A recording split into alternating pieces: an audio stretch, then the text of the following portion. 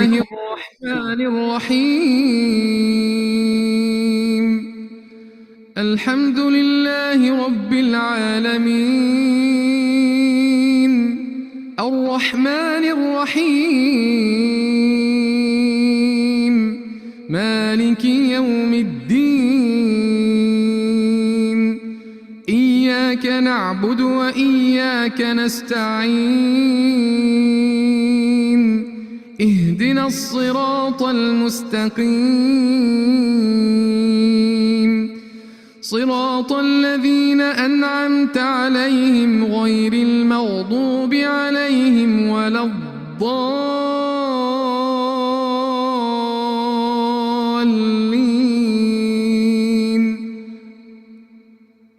آمين يا رب العالمين. نحمده ونصلي على رسوله الكريم. أما بعد فأعوذ بالله من الشيطان الرجيم. بسم الله الرحمن الرحيم. رب اشرح لي صدري ويسر لي أمري واحلل عقدة من لساني يفقه قولي. اللهم فقهنا في الدين. اللهم إنا نسألك علما نافعا وعملا متقبلا ورزقا طيبا.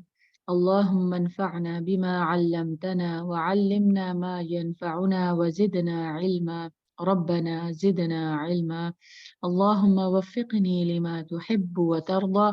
ربي يسر ولا تعسر وتمم بالخير. آمين يا رب العالمين. السلام عليكم ورحمة الله وبركاته. कैसे हैं आप सब؟ अल्हम्दुलिल्लाह। वीकेंड कैसा गुजरा आप लोगों का? सिस्टर नाज का तो बहुत ही प्यारा गुजरा है। अल्हम्दुलिल्लाह। मुझे जो सबसे अच्छी चीज लग रही थी ना, सिस्टर नाज ने जब अपना एक्सपीरियंस शेयर किया तो जो सबसे प्यारी चीज मुझे लगी थी ना, वो ये थी कि उनके बच्चे उनके साथ शामिल थे। सुभान अल्लाह, मुझे बहुत बहुत बहुत अच्छा लगा, बहुत खुशी हुई। सुभान अल्लाह, क्योंकि हम में से अक्सरियत जो है ना, वो इस चीज में स्ट्रगल करती है कि हम बच्चों को कैसे अपने साथ इन्वॉल्व करें। बच्चे यानी कि हम उनको बताते तो रहते हैं, लेकिन मोस्ट ऑफ द टाइम क्या होता है कि वो फिर भी उस तरह से एक्टिवली पार्टिसिपेट नहीं करते। उनको पता तो चल जाता है, उनके अंदर सब चीजें चली जाती हैं, लेकिन वो पार्टिसिपेट नहीं करते ना। आपके साथ उस तरह से शरीक नहीं होते, और बस उनको होता है कि बस ठीक है मामा खुद ही कर लेना। लेकिन मुझे जो अच्छा लग रहा था ना, वो ये कि उनके बच्चे उनके साथ शामिल थे। अल्लाह मुबारक लहुम।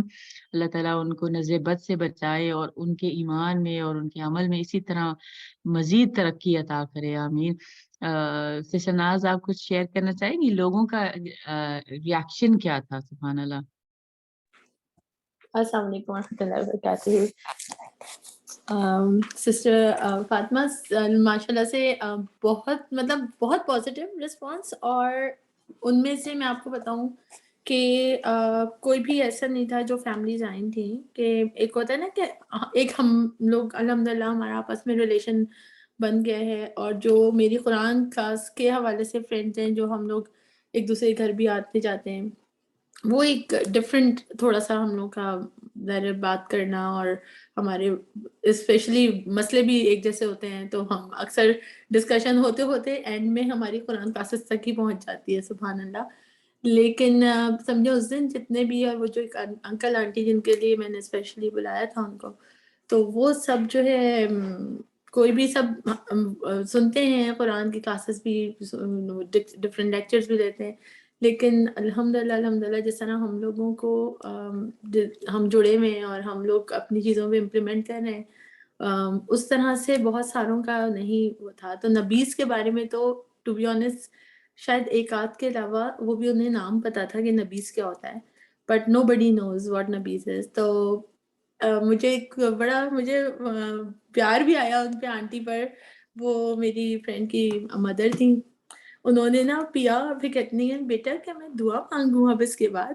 तो मुझे इतनी मुझे एकदम स्माइल, मैं कहा आंटी देखें हम सुनना फॉलो कर रहे हैं, और ये तो अल्लाह ताला हदीस के उसमें है कि ज़रा आप सुनना फॉलो कर रहे हैं, तो अल्लाह ताला आपको कितनी उससे ये सोच कर कि आप नबी सल्लल्लाहु अलैहि वसल्लम की कोई भी बात फॉलो अपनी ज़िंदगी में ला रहे हैं, तो उससे कितना आपको जो है वो सवाब भी मिलेगा, और अल्लाह ताला फिर उसका अजर भी बहुत है। तो चलें आप मांग लें दुआ, اور انشاءاللہ اسی اس سے اللہ تعالیٰ آپ کی دعا ضرور قبول کریں گے.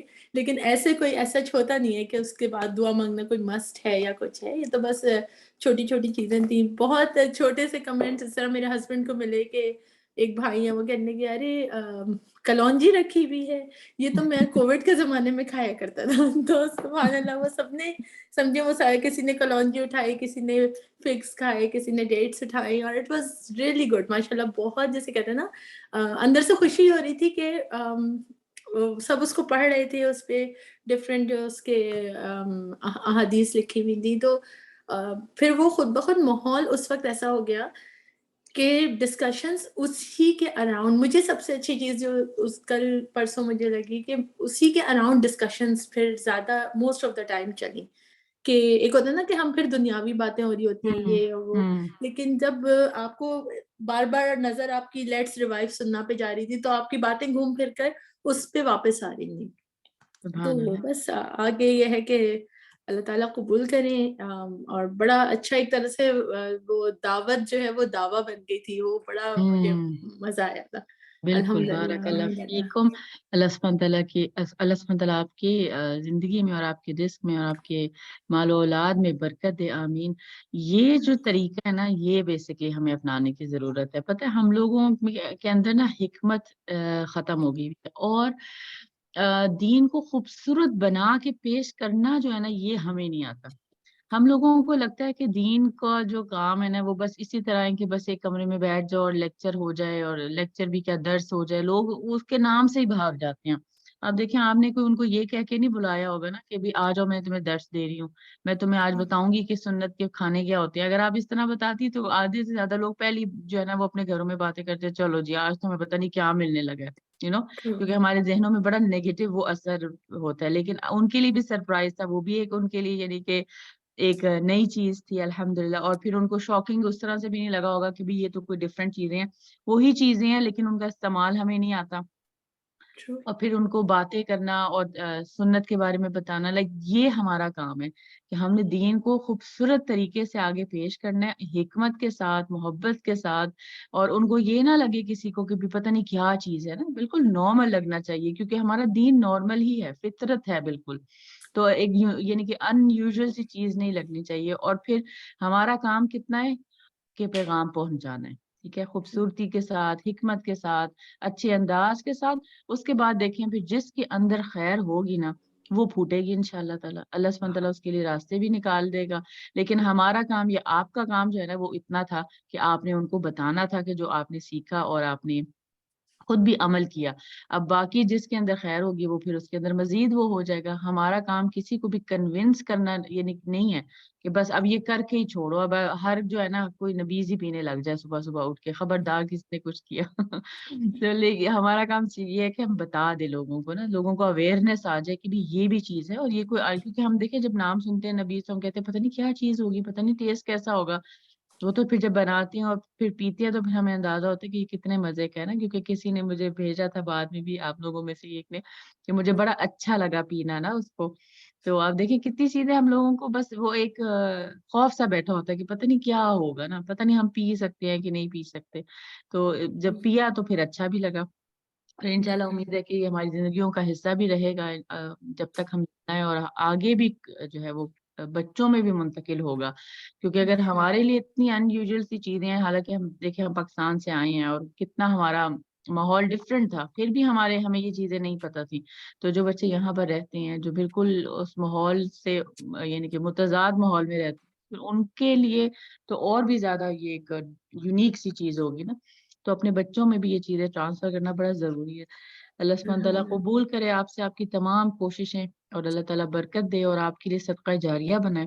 اللہ سبحانہ تعالیٰ ان کے دلوں میں بھی اس چیز کو, اس کی محبت بھر دے. اور وہ جو بچے تھے اسپیشلی, بڑی عمر میں آ کے تو بڑوں کی ذرا چینج کرنا مشکل ہوتا ہے, لیکن بچوں کے اندر اگر وہ بیج ڈل جائے نا تو پھر کہیں نہ کہیں جا کے وہ ضرور پھوٹ پڑتا ہے. تو اللہ سبحانہ تعالیٰ آپ کے لیے ان آنے والے بچوں کو بھی صدقہ جاریہ بنائے, آمین. انشاءاللہ.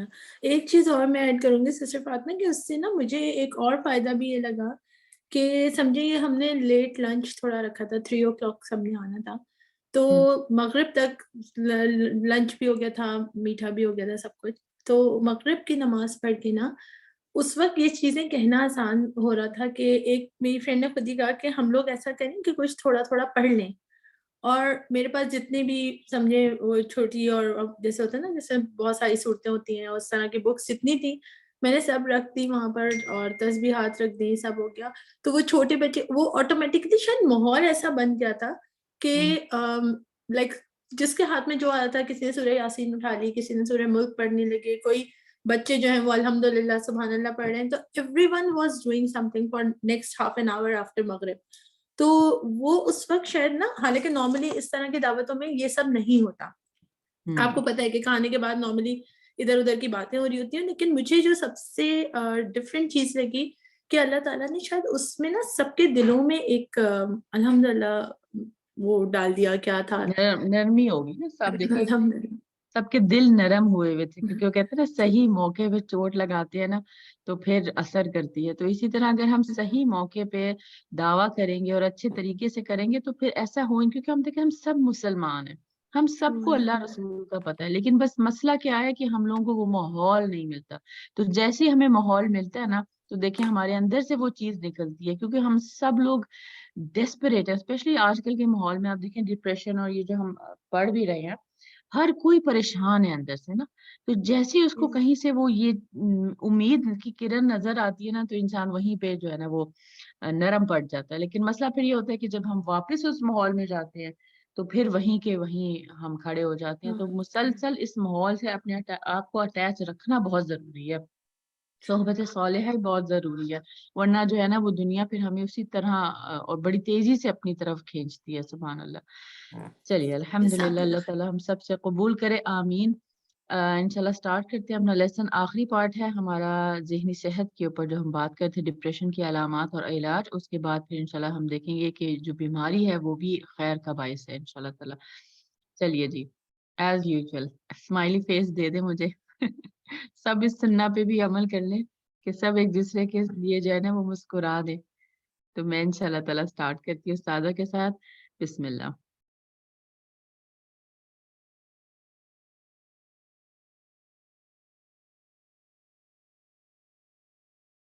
السلام علیکم ورحمۃ اللہ وبرکاتہ.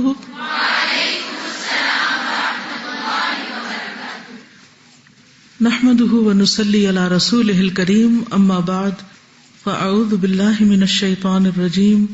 بسم اللہ الرحمن الرحیم. رب اشرح لي صدری ويسر لي امری واحلل عقدۃ من لسانی یفقهوا قولی. قل إن صلاتي ونسكي ومحياي ومماتي لله رب العالمين لا شريك له وبذلك أمرت وأنا أول المسلمين. اپنی زندگی کو اللہ رب العالمین کے لیے کرنے کے لیے ضروری ہے کہ ہم اس کے حکم کے مطابق کریں, اس کی پسند کے مطابق کریں, ورنہ اپنی مرضی کے مطابق زندگی گزارنا اور دعویٰ یہ کرنا کہ یہ اللہ رب العالمین کے لیے ہے, ان دو باتوں میں تضاد ہے. ہماری زندگی اللہ رب العالمین کے لیے اسی وقت ہو سکتی ہے جب وہ اللہ رب العالمین کے حکم کے مطابق ہو. اللہ رب العالمین کا حکم قرآن مجید میں بھی ملتا ہے اور نبی صلی اللہ علیہ وسلم کی سنت سے بھی ثابت ہوتا ہے. ذہنی صحت کے حوالے سے تھوڑی سی بات اور. ٹینشن یا تناؤ جو ہوتا ہے, یہ بے سکونی, اس کی کچھ وجوہات ہوتی ہیں. چند ایک کا ذکر میں کروں گی, لیکن آپ بھی سوچئے. اور جب آپ ٹینس ہو یا آپ کے آس پاس لوگ ٹینس ہو تو غور و فکر کیجئے کہ وجہ کیا ہے اور پھر کس طرح ریلیکس ہو سکتے, اس پر بھی جاننا ضروری ہے. کیوں ضروری؟ کیوں ضروری؟ تاکہ ہم اس سے بچ سکے, اس سے نکل سکے. کیوں؟ اسی میں پڑے رہے. کیوں نکلیں؟ تاکہ کچھ کر سکے. وہ کیوں؟ کیا ضرورت ہے کرنے کی؟ دنیا میں سبھی تھوڑے کچھ کر رہے ہیں. یہ زندگی ہماری نہیں ہے, اپنی مرضی سے تھوڑی گزارنی ہے. جس نے دی ہے اسی کی مرضی کے مطابق گزارنی, اور وہ ہم سے کیا چاہتا ہے کہ کچھ کر کے آئیں. تو اس لیے کچھ کرنا تو ہے, تو لازم ہے, ضروری, اس کے بغیر گزارا ہی نہیں. ٹھیک ہے. عام طور پر وہ لوگ تناؤ یا بے سکونی کا شکار رہتے ہیں جو دوسروں کو معاف نہیں کرتے، جو کسی برے حادثے اور کسی بری بات کو بھول نہیں پاتے، بھلاتے ہی نہیں، معاف ہی نہیں کرتے، پیچھا ہی نہیں چھوڑتے کسی بات کا، جس کو پنجابی میں کہتے کھیڑا. اصل میں کھیڑا کا کوئی مترادف نہیں ہے اردو میں یا انگریزی میں، ٹھیک ہے نا. شکایتیں پالتے رہتے ہیں، یعنی یہ کہتے ہیں شکایت ہونا بس ہوئی بات ختم، بس بلاؤ اس کو، چھوڑو آگے چلو، آگے نہیں چلتے. ہوا کیوں؟ میں تو اس کو بھول ہی نہیں سکتا. نہ بلائیں، میری اتنی اچھی ہے یاد رکھنے کی بات تو یاد رکھے، حفظ کر لیں. پھر قرآن حفظ کرنے کے لیے تو وقت نہیں بچے گا. پھر جس سے تکلیف پہنچی ہو اس کے بارے میں بار بار سوچیں اور بار بار وہ پورا نقشہ سامنے لائیں کہ کیسے ہوا تھا، کیسے کیا تھا. ایک ایک تفصیل کے ساتھ پوری مووی بار بار اپنے ذہن میں چلائیں. پھر سیلف پٹی کا شکار ہو جائیں، خود ترسی. حل کیا ہو، سولوشن کیا ہے اس کے اپوزٹ میں؟ ٹھیک ہے، معاف کر دیں، بھلا دیں، بات ختم. اچھا اب وہ کیسے کریں؟ چلو ہم نے ارادہ کر لیا کہ بھلا دیں گے، وہ کیسے کریں؟ وہ بھولتا ہی نہیں کمبخت. پھر وہی بات دوبارہ یاد آتی رہتی. کریں کیا؟ مشکل تب ہوتا ہے کسی کو معاف کرنا جب کوئی آپ کے کیریکٹر پہ بات کرے. میرے ساتھ زندگی میں ایک دفعہ ایسا ہوا تھا اور میں نے کہا تھا کہ میں کبھی معاف نہیں کروں گی کہ میں اتنی کیئر سے زندگی گزارتی ہوں، پھر ایسی بات کیوں ہوئی نا. تو 2-3 دن تک تو میں کرتی رہی، بیٹھے بیٹھے سوچتی رہتی یہ بات اس طرح سے ہوئی، بار بار وہی ریمائنڈ کرنا کہ ایسے ہوا ایسے ہوا، اور روتی رہتی تھی بیٹھ کے. پھر جب مجھ سے ایکسکیوز کیا جس نے کہا تھا، تو ان کے ریلیٹیو تھے، انہوں نے ایکسکیوز کیا، تو میں نے ان کے سامنے کہہ دیا کہ ہاں میں نے معاف کر دیا ہے. تو میرے دل میں ایسی کوئی بات نہیں ہے. پھر بھی وہ بار بار ذہن میں آتا رہا. پھر میں نے سوچا کہ اگر میں اپنی غلطیاں لے کر اللہ تعالیٰ کے پاس جا سکتی ہوں معافی کے لیے تو وہ تو انسان ہے، اور اگر میں ان کو معاف نہیں کروں گی تو میں اپنی غلطیاں لے کے کیسے معافی کی طلبگار ہو جاؤں گی. تو پھر میں نے ان کے لیے دعا مانگی کہ اللہ تعالیٰ ان کو ہدایت بھی دے، اور جس وجہ سے انہوں نے ایسا کیا ان کو کچھ اندر سے خود ترسی کا وہ خود بھی شکار تھی جنہوں نے کیا تھا. تو میں نے کہا اللہ تعالیٰ ان کی بھی وہ چیز دور کر دیں اور مجھے بھی سکون دے دیں. اور آپ یقین کریں معافی کے بعد میں اتنی آرام اور پرسکون ہو گئی کہ مجھے پتہ ہی نہیں چلا، اور اب یاد بھی نہیں ہے کبھی. الحمدللہ. الا تحبون ان یغفر اللہ لکم، کیا تم نہیں چاہتے کہ اللہ تم کو معاف کر دے؟ ٹھیک ہے. ایک اور وجہ تناؤ کی یا پریشانی کی یہ ہوتی ہے جب دوسرے ہمارے معاملات میں بے وجہ دخل دیتے ہیں، ہم سے غیر ضروری سوال پوچھتے ہیں، اور اپنے آپ کو تو ہم کنٹرول کر دیتے ہیں، چلو معاف کر دیا، لیکن ان ستانے والوں کا کیا کریں؟ اچھا ٹینشن کیسے ہوتی ہے؟ جب وہ متوقع صورتحال پیش آنے والی ہوتی ہے نا، تو آپ پہلے سے ہی ٹینس ہو رہے ہیں، اب پھر وہی ہونے لگا. مثلا آپ سبق سنا رہے ہیں، آپ کو خوف آ رہا ہے کہ ابھی انچارج نے ٹوکا مجھے، ابھی غلطی بتائی، ابھی کیا ہوا، اب وہ کھچے رہتے. اس کا حل کیا ہے؟ کیسے ریلیکس ہوں؟ اب مثلا نورین اس وقت تناؤ کا شکار ہے کیونکہ بچہ اس کی گود میں اور وہ اب اس کو ریلیکس کرنا ہے، اس کو مشورہ دیں.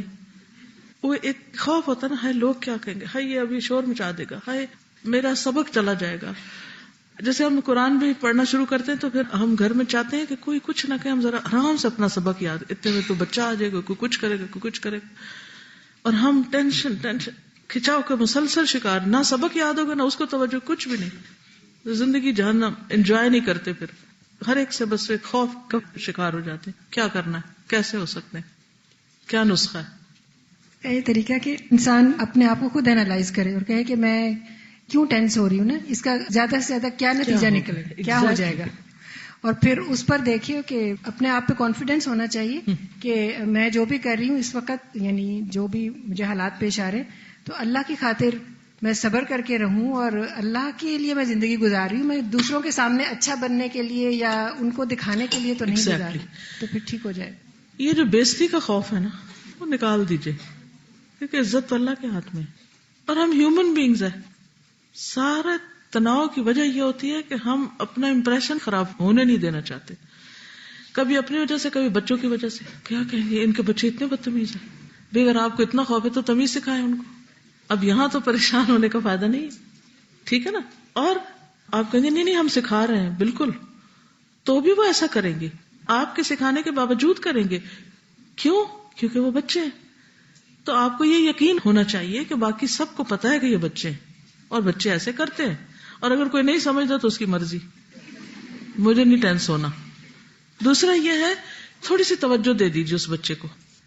عام طور پر ہم جب کام کرتے ہیں تو ہم بچوں کو ٹوٹلی اگنور کر دیتے ہیں، اور جب ان کو پتہ چل جاتا ہے نا کہ ہمیں اگنور کیا جا رہا ہے، وہ بھی الٹا اور زیادہ اٹیک کرتے ہیں، کیونکہ انہوں نے بھی ٹینشن لے کے چھوڑنی اور ابھی لینی ہے، تو وہ کھینچا تانی شروع ہو گئی نا، ادھر سے بھی ادھر سے بھی ادھر سے بھی ادھر سے بھی. تب کسی کو تو ہارنا ہے، تو آپ ہی ہار جائیں یا میں ہاری، تو کیا فرق پڑتا ہے؟ بچوں سے ہار جائیں، ہر ایک سے ہار جائیں. اگر آپ جیتنے والوں میں سے نا تو آپ جیت جائیں گے. اللہ نے اگر آپ کے لیے جیت رکھی ہے تو آپ جیت جائیں گے. کچھ جیت ہار میں ہوتی ہے. ہم سمجھتے ہیں کہ صرف ون کرنا ہی ون کرنا ہے، بعض اوقات لوز کرنے میں بھی ون کرنا ہوتا ہے، اور ہم اس کے اپوزٹ میں اس کو نہیں تلاش کرتے. جی آپ کچھ کہیں. ہمارے فیملی میں خاتون ہیں تو ان کو جب دعوتوں وغیرہ پہ بلایا جاتا ہے تو وہ بہت ڈسٹربنس کریٹ کرتی ہیں.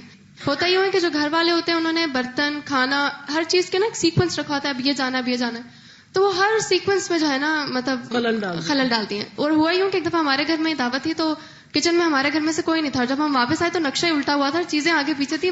اس وقت مہمان اتنے زیادہ تھے، اب وہ ہیں بھی قریبی، تو ہم ہمیشہ یہ کرتے ہیں کہ جب وہ آتی ہے نا تو ہم سیلڈ ان کے لیے چھوڑ دیتے ہیں، تو وہ سیلڈ بنانے میں لگی رہتی ہیں، تو پھر ہمیں ڈسٹرب نہیں کرتی. تو جو ایسا کرنے والا ہو تو اس کو ایسے کام میں لگائیں جو کریٹو ہو. بالکل یہی حال بچوں کا ہوتا ہے. اکثر میں بچوں کی وجہ سے ٹینس رہتی ہیں، اسی لیے نہ کہیں جاتی ہیں نہ ان کو لے کے جاتی ہیں. جب لے کے نہیں جاتی تو وہ کچھ سیکھتے ہی نہیں ہے. یہ کیا تمیز تہذیب ہے جو آپ ان کو ایک کمرے میں بند کر کے سکھا رہے ہیں؟ اس سے تھوڑی سیکھیں گے. وہ نکلیں گے، وہ غلطی بھی کریں گے اور پھر آپ ان کو ٹھیک بھی کریں گے. جس نے غلطی نہیں کی اس نے سیکھا ہی نہیں، تو غلطی کرنے دیں ان کو. ہم نے کیا غلطیاں نہیں کی، غلطیوں سے سیکھا نا، ان کو بھی غلطی کرنے دیں، سیکھ جائیں گے. اللہ یہ کہ وہ حرام درجے کی غلطی ہو اس سے بچائیں ضرور.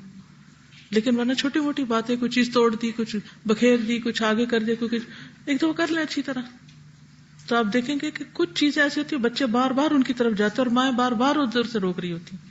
ایک دفعہ سارے ان کے آگے لا کے رکھ دیں، وہ کر لیں جو کرنا انہوں نے. زیادہ کیا ہوگا.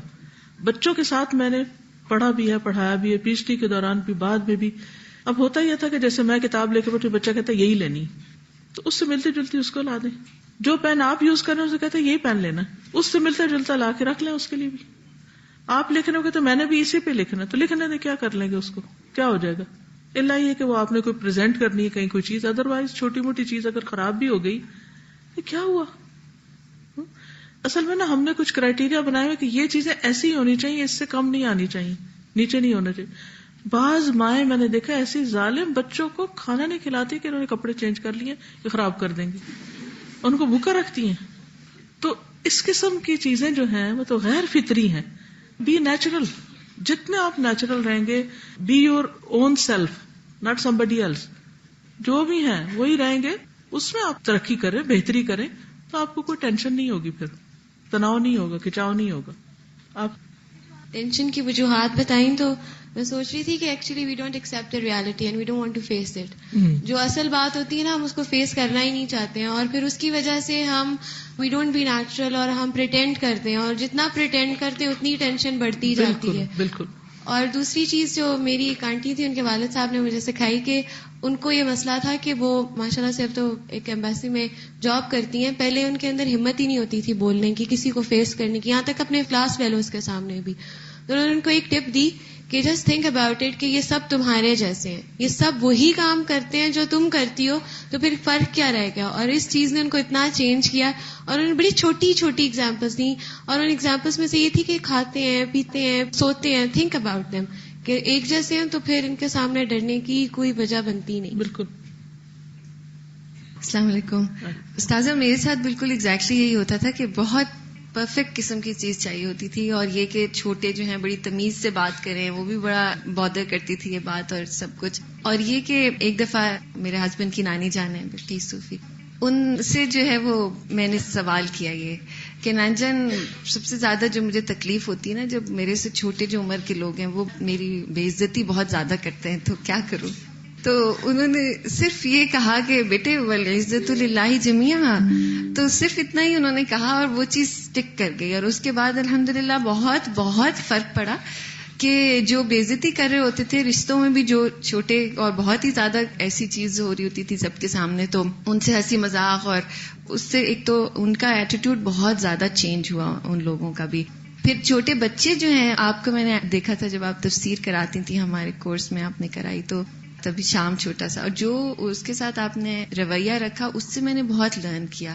جب اپنے بچے ہوئے تو یحییٰ اس ٹائم پہ کرالنگ سٹیج پہ تھا, اور مجھے یاد ہے کہ مدرس فورم میں نے ٹیچ کرنا تھا ایک کلاس میں, تو ایک ایسا ٹائم آیا کہ ہم صبر پہ بات کر رہے تھے, ہمارا لیکچر صبر کے اوپر تھا, اور یحییٰ جو ہے وہ ٹیچرز ٹیبل کے اوپر چڑھ گیا, اور ایک اور مدر جو ہے ان کا بیبی بھی اوپر چڑھ گیا سامنے, اور وہ دونوں جو ہے وہ ایک ٹوائے کے اوپر وہ کرنے لگے کہ یہ مجھے چاہیے, اور اسی دوران لیکچر چل رہا تھا اور ہم لوگ سارے مسکرانے لگے کہ یہ دیکھیں صبر کی بات ہے, اور ہمارے اوپر اللہ تعالیٰ نے اسی وقت وزائش. اب اگر انسان سوچے کیا حضرت حسن حسین حضور صلی اللہ علیہ وسلم کے اوپر نماز کی حالت میں نہیں چڑھتے تھے, اور وہ پیغمبر علیہ السلام تھے, تو ہم کیا چیز ہے. اور وہ دیکھ کے استاذہ پھر جو ہم نے اس طرح پریکٹس کیا, الحمدللہ ایک مدر نے مجھے کئی سال بعد بتایا کہ وہ جو کلاس روم میں اس دن آپ نے جیسے ایکٹ کیا تھا, اس سے مجھے اتنی موٹیویشن ملی کہ میں نے بچوں سمیت قرآن کا کورس کرنے کا ارادہ کیا. کیونکہ بہت دفعہ ہم کسی نیکی کے کام سے کیوں پیچھے رہ جاتے ہیں, نہیں وہ بچے نہیں کرنے دیں گے, فلاں نہیں کرنے دے گا, پھر پتہ نہیں کیا ہو, بڑا گھر میں ٹینشن کا ماحول ہو جائے گا.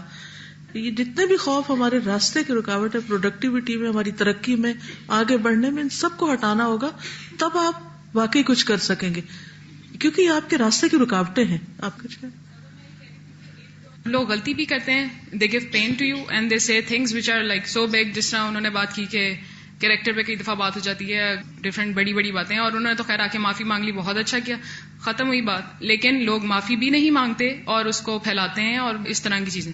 تو اس میں آپ اپنے آپ کو کیسے ٹینشن سے بچا سکتے ہیں کہ because when you get to learn Quran تو آپ کی اپنی سوچوں کو اسٹریم لائن کر لینا چاہیے. اسٹریم لائن خود بخود بھی ہو جاتی ہیں اور آپ کو کر بھی لینا چاہیے. آپ کو دیکھنا ہے پھر کہ اس قسم کی چیپ اور مطلب اتنی لو چیزوں کو میں نے اپنی ذہن میں جگہ کتنی دینی ہے. ایم آئی ہیئر کہ میں انہی کے بارے میں سوچتی رہوں, یا میری زندگی میں اور کوئی پرپسز نہیں ہے. مطلب جب آپ اللہ کے بارے میں سارا دن سوچتے ہیں, یا رسول کے بارے میں سوچتے ہیں, یا اپنے اس دن کے بارے میں سوچتے ہیں جب میں نے اللہ کو ملنا ہے, اور اس کی آپ کو ایکسائٹمنٹ ہوتی ہے, اس کی خوشی ہوتی ہے, تو یہ چیزیں بہت پیچھے چلی جاتی ہیں. بندہ کہتا ہے کہ بس ٹھیک ہے بھائی, اس نے کہا, کرے جتنا مرضی کرے, you all are going to بالکل گو ان فرنٹ آف اللہ. اب جیسے میرے ساتھ بہت دفعہ یہ ہوا کہ جھوٹے الزام کسی نے لگایا, یعنی کہ دین کے معاملے میں فلاں کی ایجنٹ ہے, ایسا ہے ویسا ہے, بالکل غلط باتیں جن کی کوئی بنیاد نہیں تھی.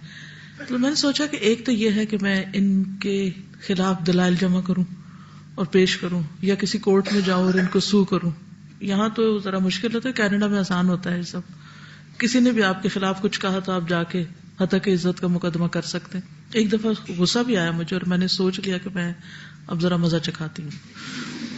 پھر میں نے سوچا کہ میرا کتنا وقت ضائع ہو جائے گا, کس قدر وقت ضائع ہوگا ان سب چیزوں کے لیے ہوں میں, اور کیا میری زندگی کا مقصد اپنی ذات کی دفاع کرنا ہے. اگر میں اللہ کے دین کی خدمت کر رہی ہوں نا, اللہ میری مدد کرے گا, اور ایک وقت آئے گا خود ہی صفائی ہو جائے گی. اور اگر دنیا میں نہیں بھی ہوئی, یہ تاریخ کا حصہ ہی بن گیا جو الزام ہے میرے اوپر, تو اللہ کے حضور حاضر ہو جانا ہے. اگر میں سچی ہوں تو ڈرنے کی ضرورت نہیں, اور اگر میری غلطی ہے کہیں تو مجھے اصلاح کر لینی چاہیے, بات ختم. اور جو میں کر رہی ہوں زیادہ امپورٹنٹ ہے, اس پہ فوکس کرنا چاہیے. ابن قیم کی میں بک پڑھ رہی تھی, بک کا نام ہے حاسدوں کے حسد سے بچیے. تو اس میں ایک بات انہوں نے بہت اچھی مینشن کی ہوئی, مطلب میں اس کو ریلیٹ کرتی ہوں اس سے, کہ انہوں نے یہ بات کی کہ جب کوئی بندہ, ہم کہتے ہیں نا کسی نے آپ کو نظر لگا دی, تو وہ یہ ہوتا ہے کہ وہ نظر ہوا میں ہوتی ہے, اس کی روح جو ہے نا وہ ہوا میں ہوتی ہے, وہ ابھی آپ کو لگتی نہیں ہے. پھر جب آپ مینشن کرتے ہیں نا فلاں بندے کی روح یا فلاں بندے نے مجھے نظر لگائی, تو وہ آپ کی روح اور اس کی روح مل جاتی ہے آپس میں, تو جو اس کی نیگیٹیوٹی ہوتی ہے وہ آپ پہ آ جاتی ہے, پھر وہ آپ کے اوپر جسمانی طور پہ بھی اثر کرتی ہے. تو اسی طرح جب بندے کہتے ہیں نا میں فلاں کی بات بھولتی نہیں ہوں, اور میرے ساتھ فلاں نے یوں کیا, تو وہ جب ہم بار بار اس کا ذکر کرتے ہیں تو مجھے یہ لگتا ہے یہ ہماری روحیں آپس میں مل جاتی ہیں, اور وہ جو ان کی نیگیٹیوٹی ہوتی ہے وہ ہم پہ اتنی اثر انداز ہوتی ہے کہ وہ ہماری پروڈکٹیوٹی کو ختم کر دیتی ہے. بالکل, اور اس کا مقصد یہی ہوتا ہے کہ انسان کسی کام کے قابل نہ رہے. میں نے یہ آزما کے دیکھا ہے کہ رات کو ہم لوگ اگر یہ سوچیں لیٹ کے تھوڑی دیر کے لیے کہ اگر میں نے اس شخص کو معاف کر دیا تو ہم دعا کریں کہ اللہ تعالیٰ ہمیں معاف کر دے. وہ جو ایک سوچ ہوتی ہے وہ انسان کو اتنی تسلی دیتی ہے, کیونکہ وہی نیچر ہے ہماری کہ ہم ہمیشہ زیادہ چیز کی طرف اور جو بہتر ہوتی ہے اس کی طرف جاتے ہیں. بالکل, اور پھر آپ اتنا پرسکون سوتے ہیں. ورنہ اگر آپ لاسٹ چیز کسی کے بارے میں بری سوچ کے سوئے تو رات کو نیند میں بھی وہی چیزیں پھر ڈسٹرب کرتی ہیں. 2-3 چیزیں اور بھی ہیں, ان پر آپ غور کیجئے. ایک چیز جو انسان کو ڈسٹرب کرتی ہے وہ حب جاہ ہوتی ہے. منہاج القاصدین میں بھی اس کے اوپر لکھا ہوا، اگر آپ مزید پڑھ لیں تو آپ کو فائدہ دے گا. حب جاہ کا مطلب کیا ہوتا ہے کہ انسان اسٹیٹس چاہتا ہے کہ مجھے اکنالج کیا جائے، مجھے مان لیا جائے، مجھے میرا مقام دیا جائے.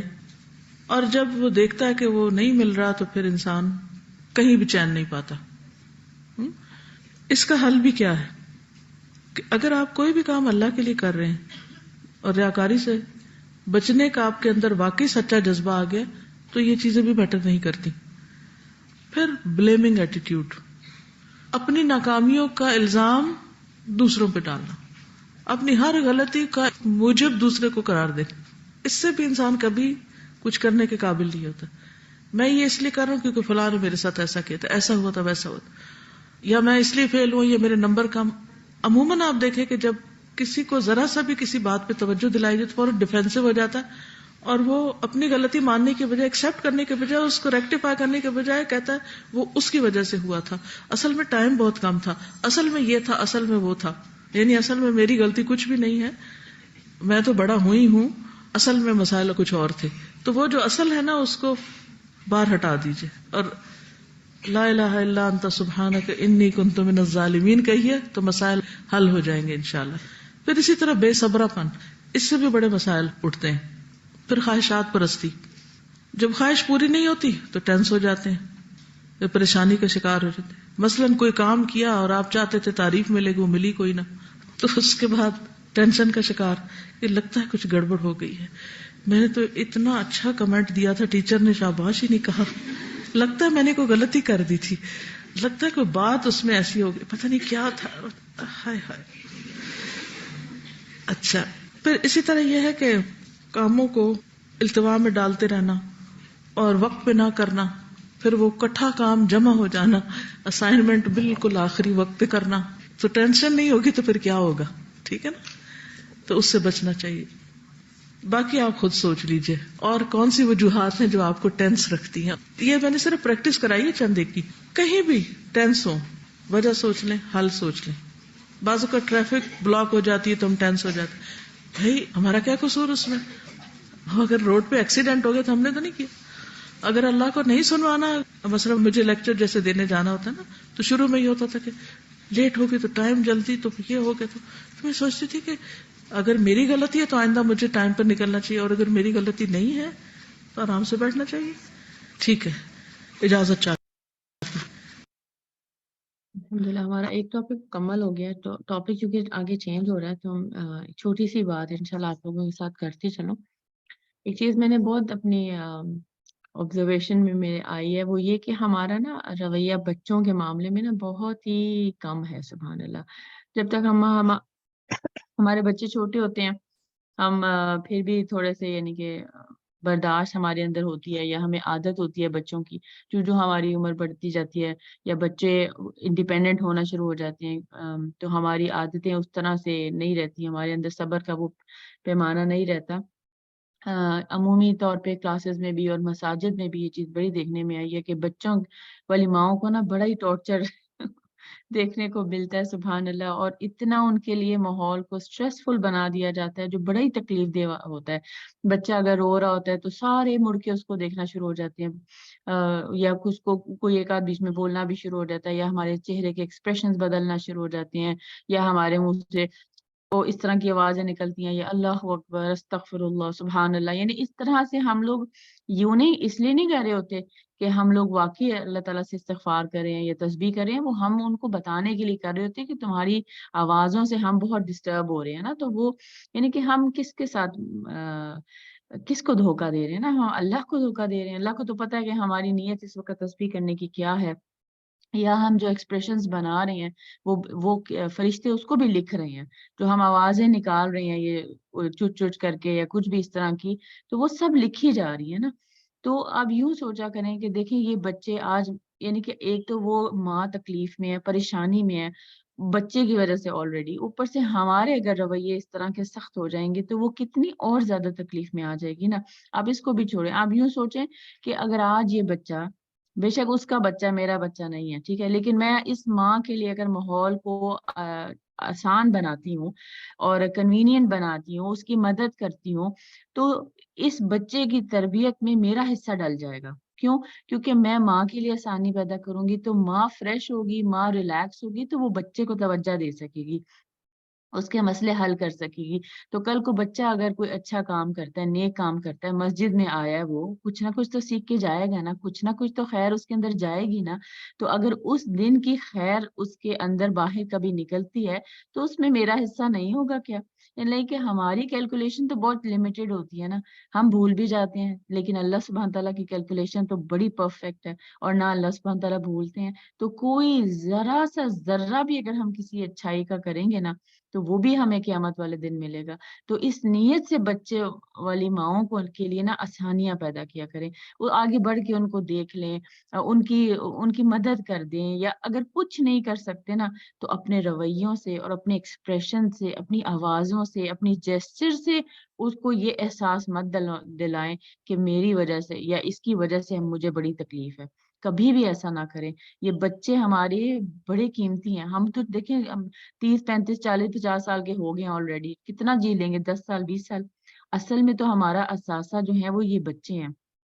تو ان بچوں میں انویسٹ کرنا بڑا امپورٹنٹ ہے، کسی بھی طرح سے چاہے وہ ذرا سا پارٹ ہو، لیکن ضرور پلے کریں اور ماؤں کے لیے آسانیاں پیدا کریں، کیونکہ مائیں پہ تربیت کرتی ہیں نا. اور ہم ماؤں کو جب پریشان کرتے ہیں، ماؤں پہ غیر ضروری ذمہ داریاں اور پریشانیاں جب ہم ڈال دیتے ہیں، تو پھر جو ان کا اصل مقصد ہے نا بچوں کی تربیت، اس سے وہ محروم ہو جاتی ہیں. وہ پھر وہ حق نہیں ادا کر سکتی، خود بھی وہ بیچاری پھر گناہگار ہوتی ہیں اپنا فرض پورا نہ کر کے، اور ہم بھی اس میں کہیں نہ کہیں جو ہے نا وہ شریک ہوتے ہیں، کیونکہ ہم اپنا حصہ ڈال رہے ہوتے ہیں ان کی تنگی میں یا ان کو فرض سے دور کرنے میں نا. تو ہم سب کو سوچنے کی ضرورت ہے کہ ہم کیا کر رہے ہیں اور ہمارے رویے کس طرح سے کسی کے اوپر اثر انداز ہو رہے ہیں. اللہ تعالی ہم سب کو حکمت عطا کرے اور ہم سب کو دور اندیشی عطا کرے، اور ہمارے اندر صبر برداشت کا مادہ پیدا کرے کہ ہم جو ہے نا دوسروں کو اپنے کسی بھی طریقے سے نہ ہم تکلیف نہ دیں. آمین. چلیے آگے چلتے ہیں. نیکسٹ ہمارا ٹاپک ہے انشاءاللہ تعالی بیماری کے حوالے سے. اپنی پیاری استاذہ سے انشاءاللہ سنتے ہیں. بسم اللہ. السلام علیکم ورحمۃ اللہ وبرکاتہ.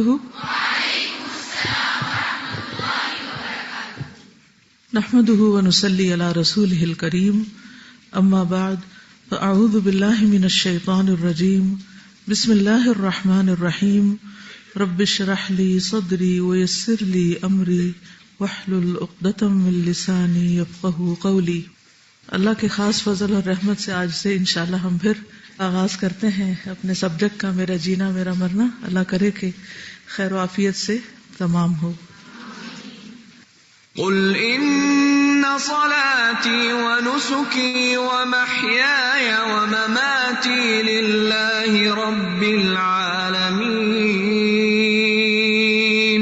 لا شريك له وبذلك امرت وانا اول المسلمين.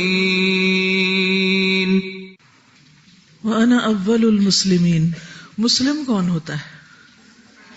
جو اپنا آپ اپنے رب کے حوالے کر دے، رب کا جو بھی فیصلہ ہو اس کے بارے میں وہ اسے خوش دلی سے قبول کرے، کیونکہ اللہ اپنے بندوں پر مہربان ہے، وہ ان پر ظلم نہیں کرتا.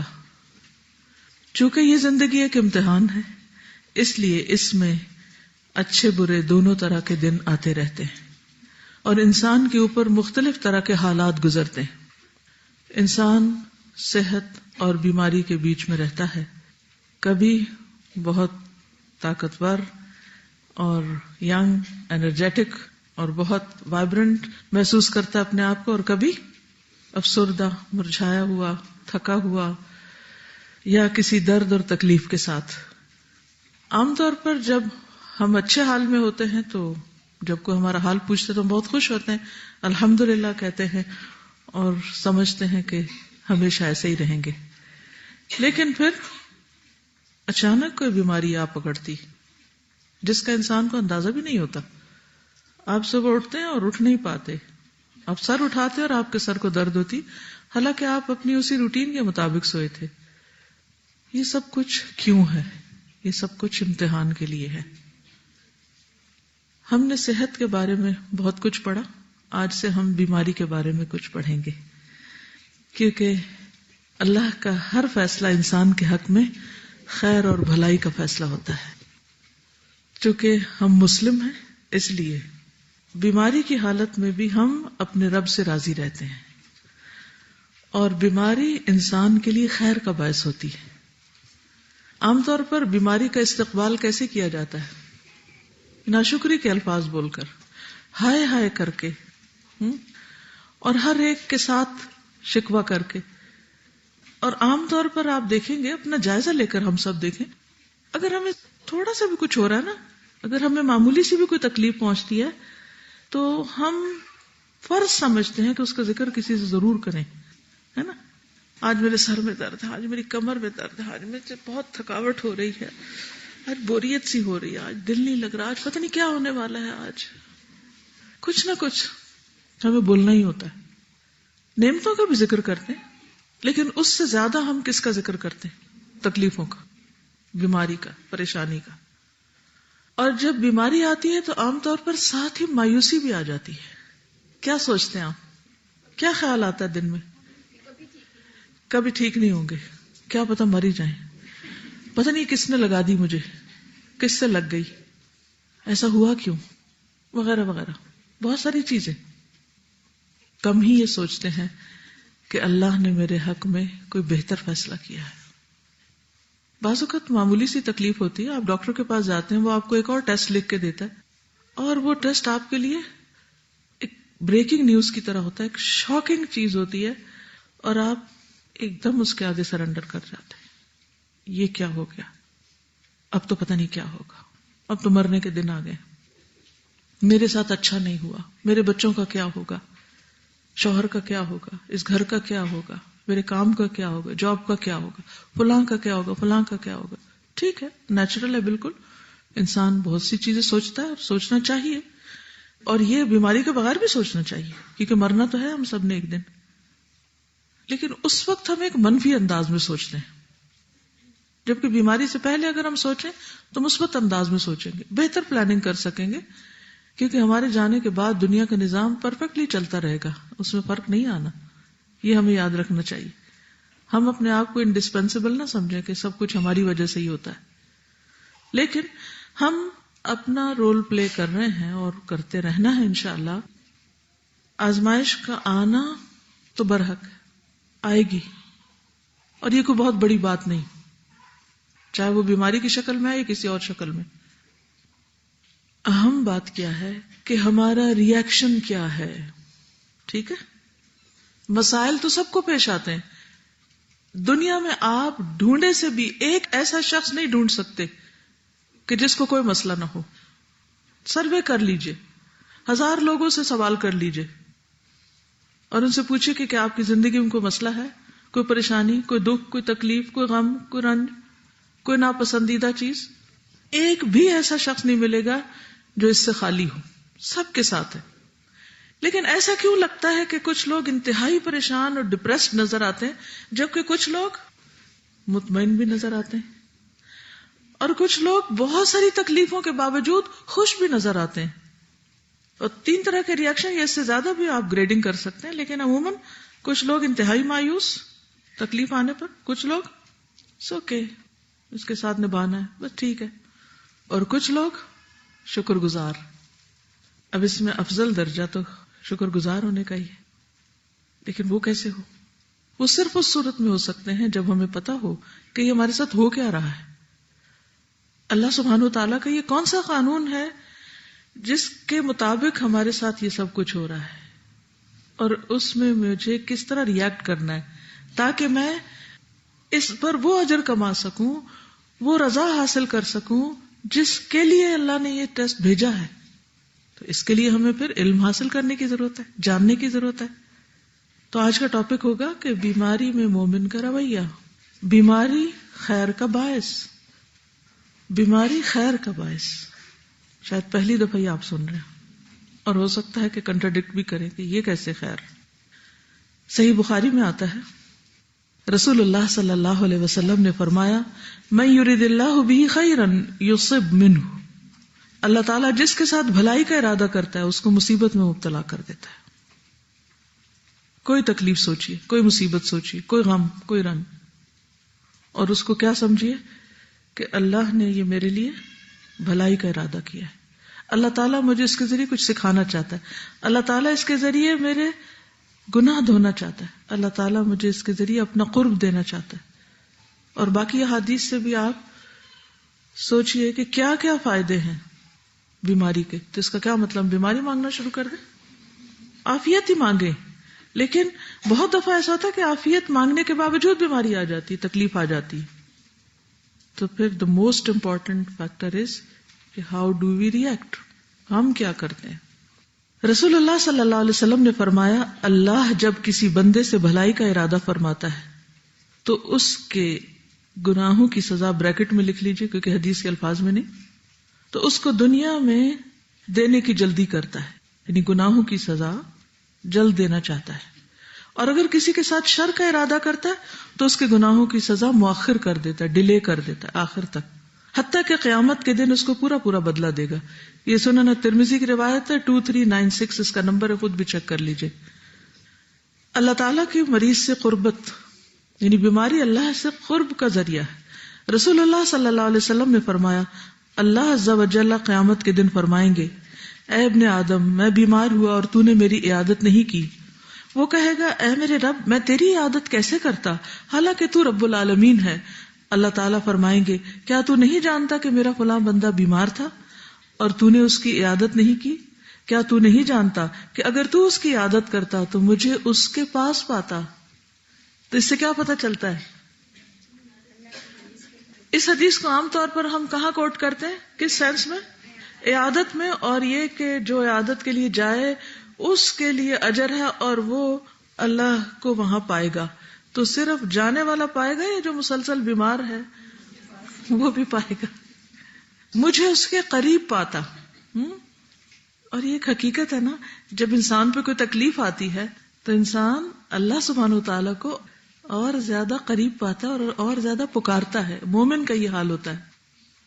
یوں نہیں لگتا کہ جیسے دعاؤں میں شدت بڑھ گئی، رقت بڑھ گئی، خشوع بڑھ گیا اور اللہ سبحانہ وتعالیٰ سے سرگوشیاں بڑھ گئیں، اور یوں یقین ہونے لگا کہ جیسے وہ سن رہا ہے اور وہ قریب ہی ہے. اذا سألک عبادی عنی فانی قریب. کب؟ اجیب دعوت الداعی اذا دعان. پکارنے والے کی پکار کا میں جواب دیتا ہوں، جب وہ مجھے پکارتا ہے میں قریب ہوتا ہوں.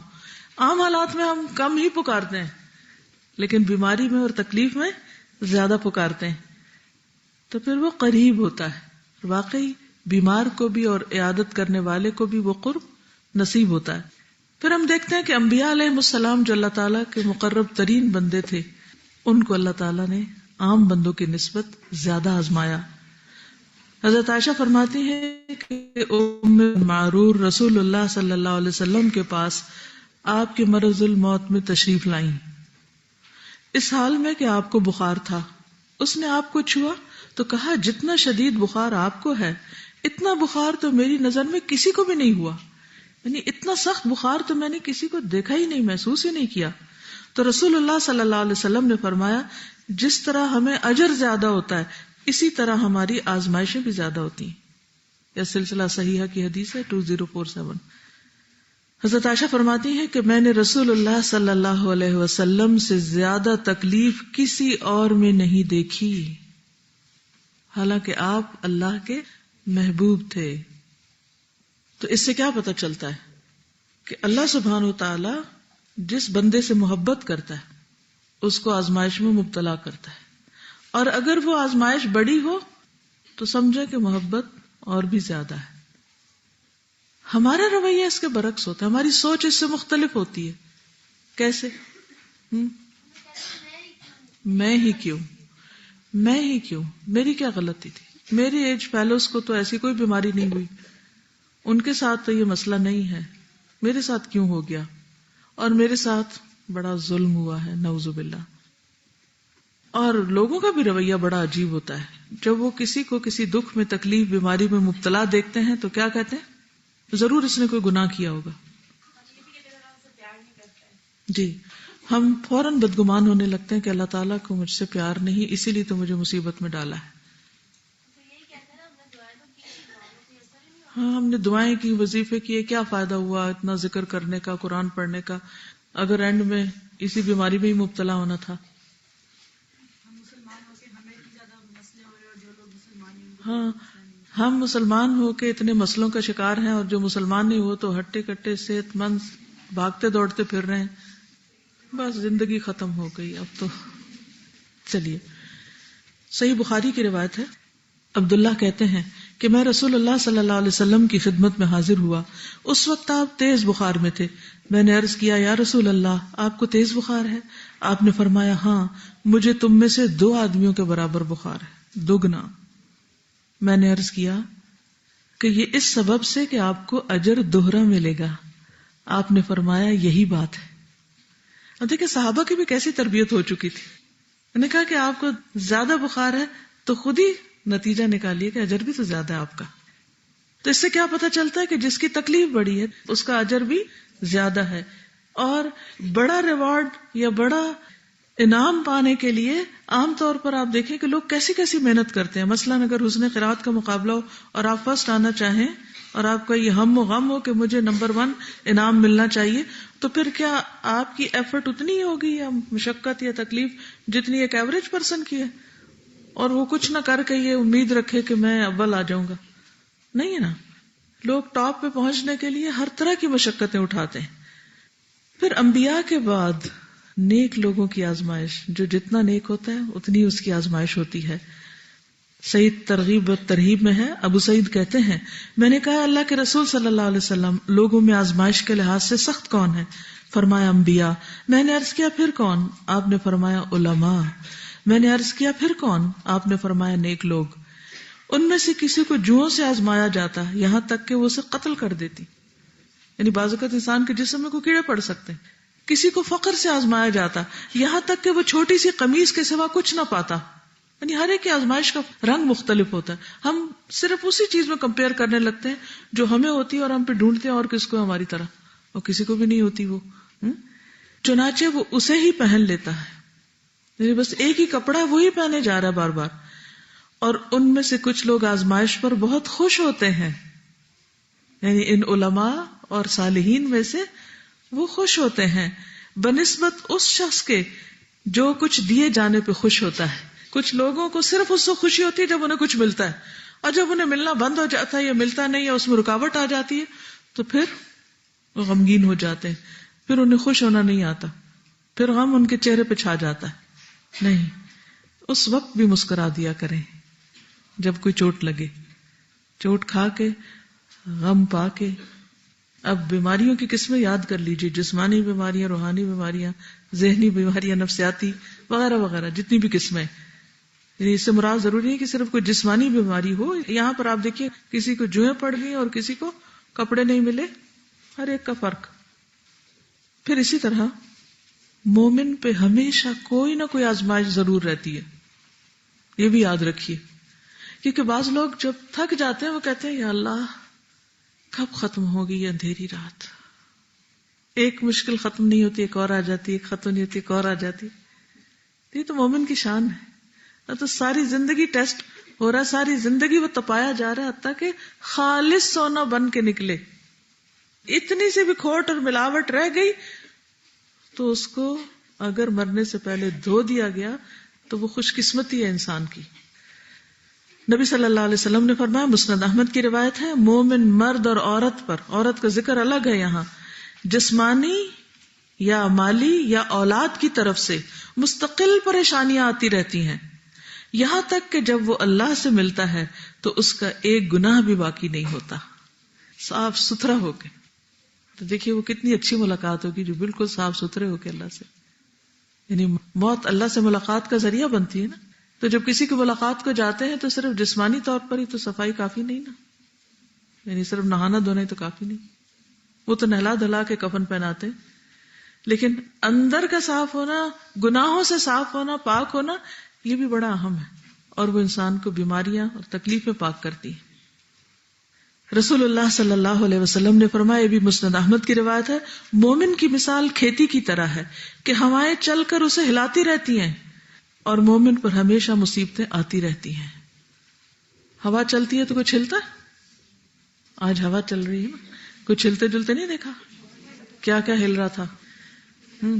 مسلسل صبح سے جب ہوا چل رہی ہے تو جو پودے ہیں بالکل وہ لیٹ جاتے ہیں، لیٹے پڑے دب جاتے ہیں. جی بڑے بڑے درخت جی وہ بھی جھکنے اکھڑ لگتے جاتے ہیں، جی. ان کے رخ بدلے ہوتے ہیں اور چلنا مشکل ہو گیا تھا، ہے نا. کسی کا شیشہ تو نہیں ٹوٹا اور کھڑکی بند ہو گئی؟ کبھی شیشے بھی ٹوٹتے ہیں. ہر چیز قابو سے باہر ہے، آؤٹ آف کنٹرول.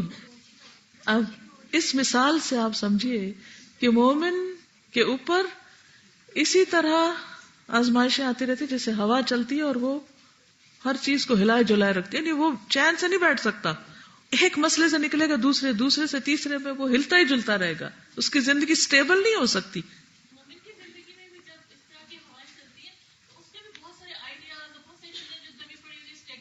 بالکل، جب کوئی آزمائش آتی ہے بہت ساری چیزیں ہل جاتی ہیں تو پھر وہ ایک نئی چیز سامنے آ جاتی ہے. پرانے پتے جھڑ جاتے ہیں تو نئے آنے ہوتے ہیں. ہاں میں آج جب صبح اٹھی تو میں نے وہ ہوا چلنے کی دعا ایک جگہ لکھ کے شیشے کے اندر رکھی ہوئی ہے. اس وقت ابھی چلنا شروع نہیں ہوئی تھی اتنی تیز، تو میں دعا پڑھ لی. تھوڑی دیر میں سوچا یہ دعا آج میں نے کیوں پڑھی ہے.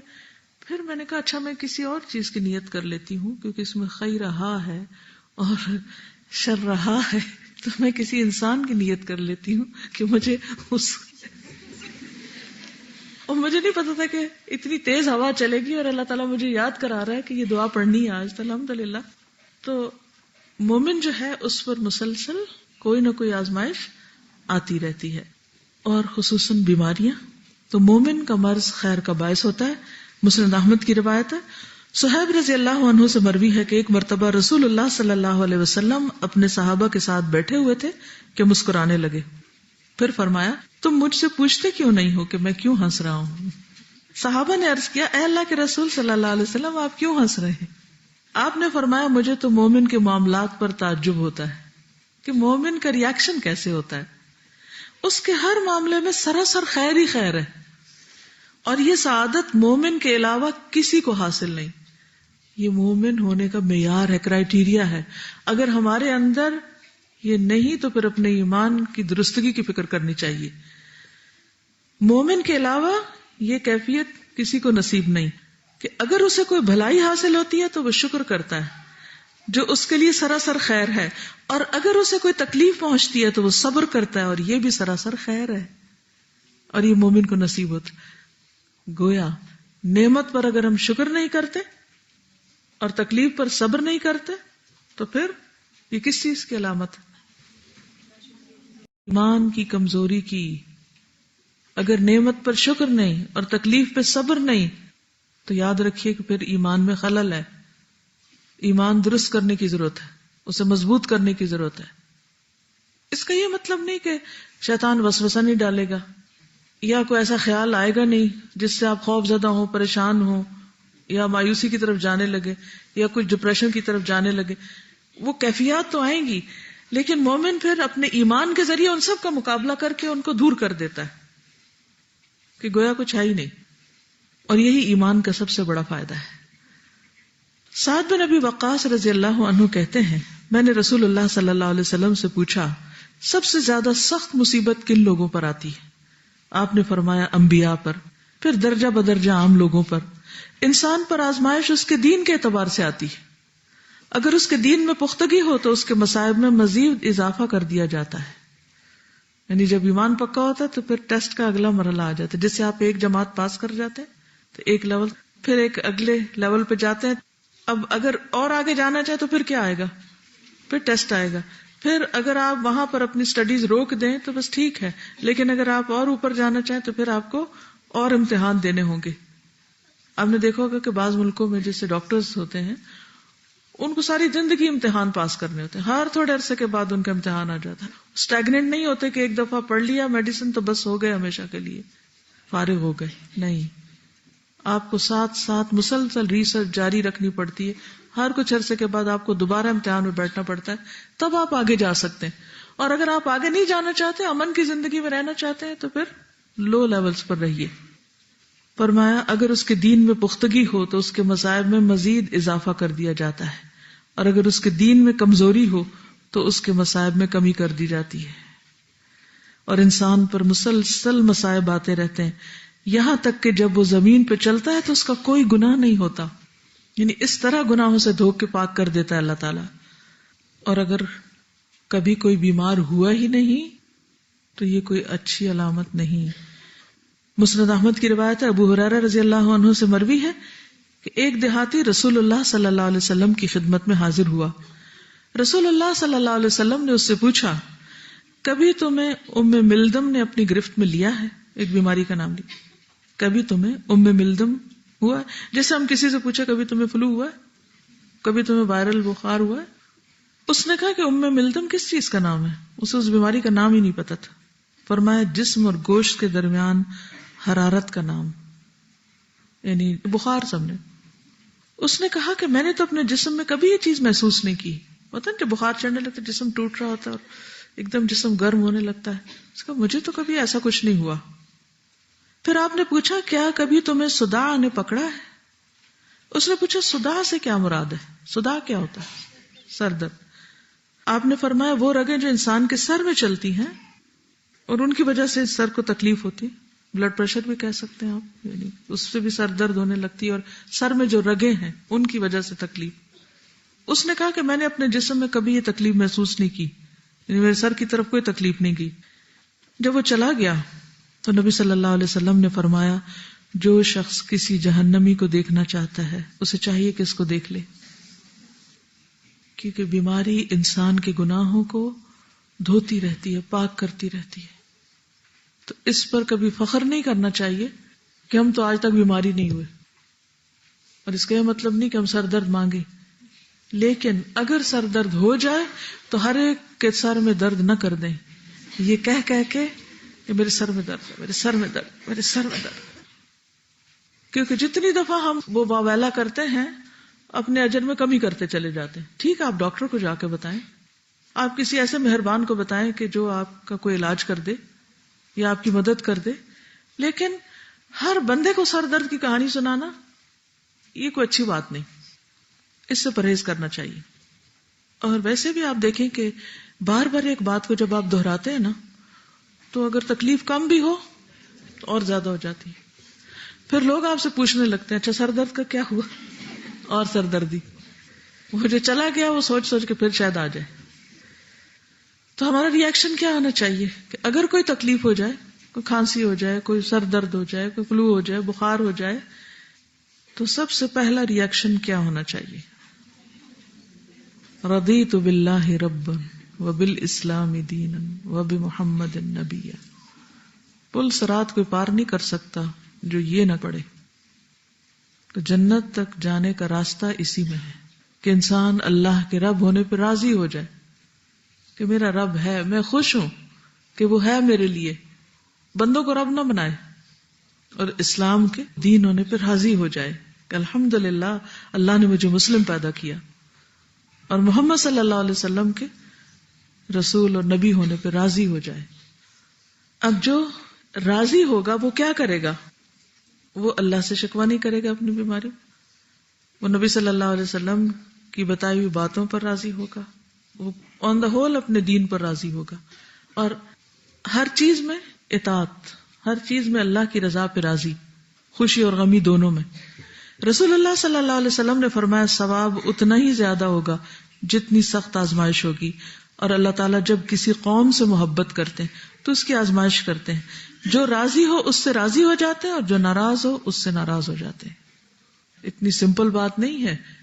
اگر کوئی اللہ کی آزمائش پہ ناراض ہو گیا اللہ سے، اس نے نماز چھوڑ دی، روزہ چھوڑ دیا، صدقہ خیرات چھوڑ دیا، اللہ اس سے ناراض ہو جاتا ہے. مثلاً آپ یہاں پر پڑھنے کے لیے آئے اور آپ یہ سوچ کر کہ وہاں بہت نیک لوگ رہتے ہیں اور قرآن پڑھایا جاتا ہے، لیکن یہاں آ کر آپ نے اپنا بیگ کہیں رکھا اور جب دوبارہ اٹھایا تو اس میں سے کچھ پیسے چوری ہو چکے تھے. اب اس میں دو ری ایکشن ہو سکتے ہیں. ایک یہ کہ میں کل سے پڑھنے نہیں آ رہی ہوں، یہاں تو چوری ہوتی، اور دوسرا یہ میری آزمائش تھی، اللہ تعالیٰ دیکھنا چاہتا تھا کہ میں اپنے ارادے میں کتنی سچی ہوں، اور اب تو مجھے اور زیادہ پڑھنا چاہیے تاکہ میں ایسے چوروں کا کلا کما کروں، کیونکہ جاہل رہ کے تو چوری ختم نہیں ہو سکتی، کچھ تو علاج کرنا پڑے گا نا۔ تو ہر شخص کی آزمائش ہوتی ہے، اور جس کی جتنی سخت ہوتی ہے اس کے لیے اتنا ہی اجر ہوتا ہے۔ پھر بات یہی ہے کہ ہمارا ری ایکشن کیا ہے۔ سعید کہتے ہیں کہ میں سلمان کے ساتھ تھا اور انہوں نے کندا میں ایک مریض کی عیادت کی، ایک علاقے کا نام ہے کندا، کینیڈا نہیں، کندا۔ جب وہ مریض کے پاس آئے تو کہا خوشخبری پاؤ کہ اللہ تعالیٰ مومن کے مرض کو اس کے گناہوں کا کفارہ اور اپنی رضا کا سبب بنا دیتا ہے۔ تو مریض کو جا کے خوشخبری سنائی، ٹھیک ہے، گڈ نیوز، کوئی نہیں، یہ اللہ کی رضا کا ذریعہ ہے۔ ام العلا کہتی ہیں کہ رسول اللہ صلی اللہ علیہ وسلم میری عیادت کے لیے تشریف لائے جب میں بیمار تھی، آپ نے فرمایا خوشخبری پاؤ، ابشری، آپ جا کے کہیں تو صحیح آج کسی مومن مریض کو۔ پھر دیکھیں ری ایکشن کیا ہوتا ہے۔ تم مجھ سے جیلس ہو نا، تم سوچتے ہوگے کہ بیمار پڑے، تب ہو گئی تمہارے دل کی مرضی پوری، اب میں پڑا ہوں بیمار، یا کہیں گے اس کو تکلیف کا احساس نہیں، یا کہیں گے کہ یہ تو انتظار میں تھا کہ کب یہ پڑے۔ ہر چیز ہم الٹے طریقے سے سوچتے ہیں نا، اور اس کی وجہ کیا ہے؟ جہالت، ہمیں پتہ ہی نہیں کس موقع پہ کیا ریئیکٹ کرنا ہے، کس موقع پہ کس کو کیا کہنا ہے۔ تو آپ نے فرمایا خوشخبری پاؤ ام العلا، مسلمان کے مرض کی وجہ سے اللہ تعالیٰ اس کی خطائیں دور فرما دیتا ہے، جیسے آگ سونے اور چاندی کا کھوٹ ختم کر دیتی۔ آگ سونے کو صاف کر کے اس کا ہر کھوٹ دور کر دیتی۔ پھر یہ کہ برائیوں کا کفارہ بھی ہوتی ہیں، ہم سے جو غلطیاں ہو چکی ہیں، کیونکہ ہم فرشتے تو ہیں نہیں۔ ابو سعید کہتے ہیں کہ ایک شخص نے رسول اللہ صلی اللہ علیہ وسلم سے عرض کی، آپ کی کیا رائے ہے؟ یہ بیماریاں جو ہمیں لاحق ہوتی ہیں ان میں ہمارے لیے کیا ہے؟ یعنی کیوں آتی ہیں بیماریاں ہم پر؟ آپ نے فرمایا یہ کفارہ ہوتی ہیں، یعنی گناہوں وغیرہ کا۔ ابی ابن کعب نے پوچھا اگرچہ وہ قلیل ہوں، تھوڑے بھی ہوں؟ آپ نے فرمایا ہاں، خواہ ایک کانٹا چبھے یا اس سے بھی کم ہو۔ راوی نے کہا کہ ابی ابن کعب نے اپنے لیے دعا کی کہ مرتے دم تک بخار ان سے دور نہ ہو، لیکن وہ ان کے لیے حج اور عمرہ، جہاد فی سبیل اللہ اور با جماعت فرض نماز میں رکاوٹ نہ بنے، یعنی میرے کاموں میں رکاوٹ نہ ہو، ویسے بے شک بخار چڑھا رہے۔ چنانچہ جو کوئی بھی انہیں ہاتھ لگاتا اسے ان کا جسم تپتا ہوا محسوس ہوتا، حتیٰ کہ ان کا انتقال ہو گیا۔ ابو اشعث کہتے ہیں کہ وہ دوپہر کے وقت مسجد دمشق کی جانب روانہ ہوئے، سیریا میں۔ راستے میں شداد بن اوس سے ملاقات ہو گئی اور ان کے ساتھ سنابحی بھی تھے۔ میں نے پوچھا اللہ آپ دونوں پر رحم فرمائے، کہاں کا ارادہ ہے؟ انہوں نے کہا یہاں ایک بھائی بیمار ہے، اس کی عادت کے لیے جانے کا ارادہ ہے۔ میں بھی ان کے ساتھ چل پڑا۔ جب وہ دونوں اس کے پاس پہنچے تو انہوں نے پوچھا کیا حال ہے؟ اس نے کہا میں نے نعمت کے ساتھ صبح کی، اصبحت بنعمت۔ شداد نے اسے کہا گناہوں کے کفارے اور خطاؤں کو دور کرنے والی چیز کی خوشخبری پاؤ، کیونکہ میں نے رسول اللہ صلی اللہ علیہ وسلم کو فرماتے ہوئے سنا ہے، اللہ تعالیٰ فرماتا ہے جب میں اپنے مومن بندوں میں سے کسی بندے کو آزماتا ہوں پھر وہ میری تعریف کرتا ہے تو وہ اپنے بستر سے گناہوں سے پاک اس طرح اٹھتا ہے گویا جس دن اسے اس کی ماں نے جنم دیا تھا۔ یعنی بیماری کی وجہ سے اگر آپ لیٹ گئے اور اس وقت آپ الحمدللہ کہہ رہے ہیں، اللہ کی تعریف کر رہے ہیں، اللہ کے شکر گزار ہیں کہ اس نے بیماری دی ہے، زندگی بھی دی ہے ساتھ، بیماری کی حالت میں بھی ہم بہت سے نیک کام کر سکتے ہیں، خاص طور پر اللہ کا ذکر جو عام طور پر کرنے کا وقت نہیں ہوتا۔ اور اللہ عز و جل فرماتا ہے میں نے اپنے بندے کو قید کیا۔ بیماری کیا ہے؟ قید ہے نا، ریسٹرکٹ کر دیتی ہے آپ کی موومنٹ، آپ بھاگ دوڑ کے وہ نہیں کام کر سکتے جو آپ عام حالات میں کر سکتے ہیں، لہذا تم اس کے لیے ان تمام کاموں کو اجر و ثواب لکھو جو وہ تندرستی کی حالت میں کرتا تھا۔ کتنی بڑی بات ہے، یعنی بیماری سے پہلے جو جو کام یہ کرتا تھا اور اب بیماری کی وجہ سے نہیں کر پا رہا وہ لکھ لو۔ اس لیے ہم سب کو اپنی صحت کو غنیمت جاننا چاہیے اور اس میں خوب خوب نیکیاں کرنی چاہیے تاکہ بیماری یا بڑھاپے کی وجہ سے اگر بریک آئے تو اجر میں بریک نہ آئے، اجر ملتا رہے۔ آپ ریٹائر بھی ہو جائے تو آپ کو پینشن ملتی رہے۔ پینشن تو بہت تھوڑی ہوتی ہے، یہاں تو پوری پوری تنخواہ ملے گی، بونس بھی تھوڑا ہوتا ہے. یعنی وہ اجر جو صحت کی حالت میں نیک عمل کرنے پر تھا وہ بیماری کی حالت میں بھی جاری رہے گا. مثلا آپ کو تہجد کی عادت ہے اور کسی دن آپ کو بخار ہو گیا اور آپ نہیں اٹھ پائے، تو اجر لکھا گیا، فرشتے آئے لکھ کے لے گئے.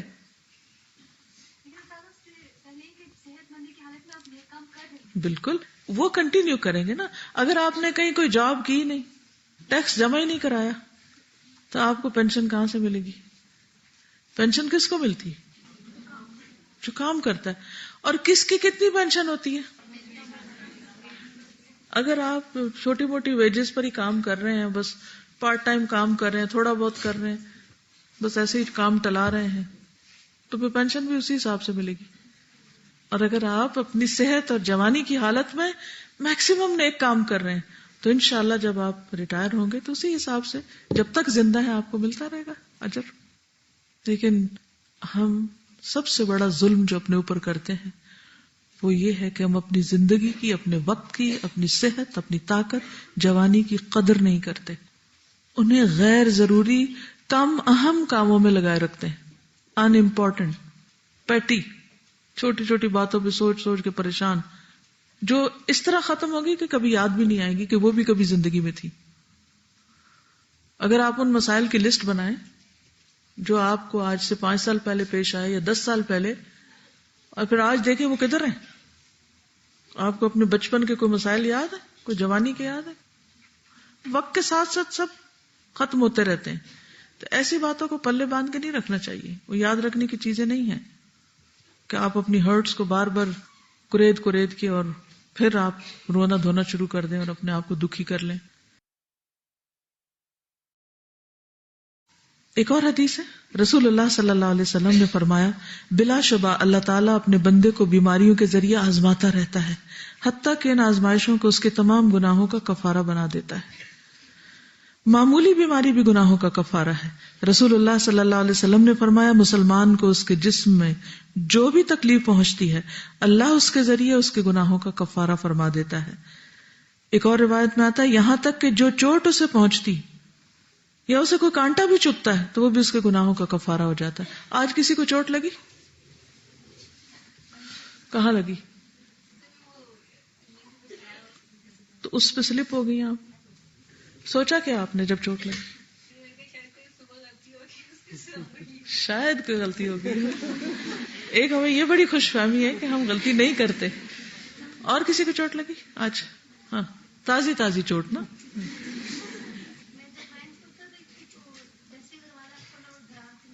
اللہ اکبر. وہ کہتی ہے وین سے اتر رہی تھی، دروازہ کھلا تو دڑام سے نیچے گر. کیا سوچا؟ اپنی غلطی نظر آئی کہ میں دیکھ کہیں اور رہی تھی اور اتر کہیں اور سے رہی تھی. بیماریاں یا یہ تکلیفیں ہمیں کچھ سکھانے کے لیے بھی آتی ہیں جو عام حالات میں ہم نہیں سیکھتے. اور کوئی اور کس؟ جی آپ کو کیا چوٹ لگی؟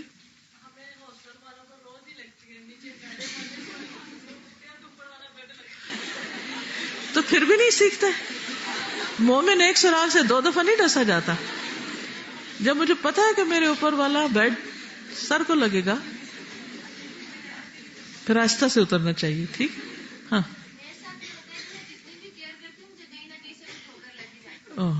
یہ اکثر لوگوں کے ساتھ ہوتا ہے، جتنی مرضی کیئر کریں کہیں نہ کہیں سے کوئی نہ کوئی چوٹ لگ ہی جاتی ہے.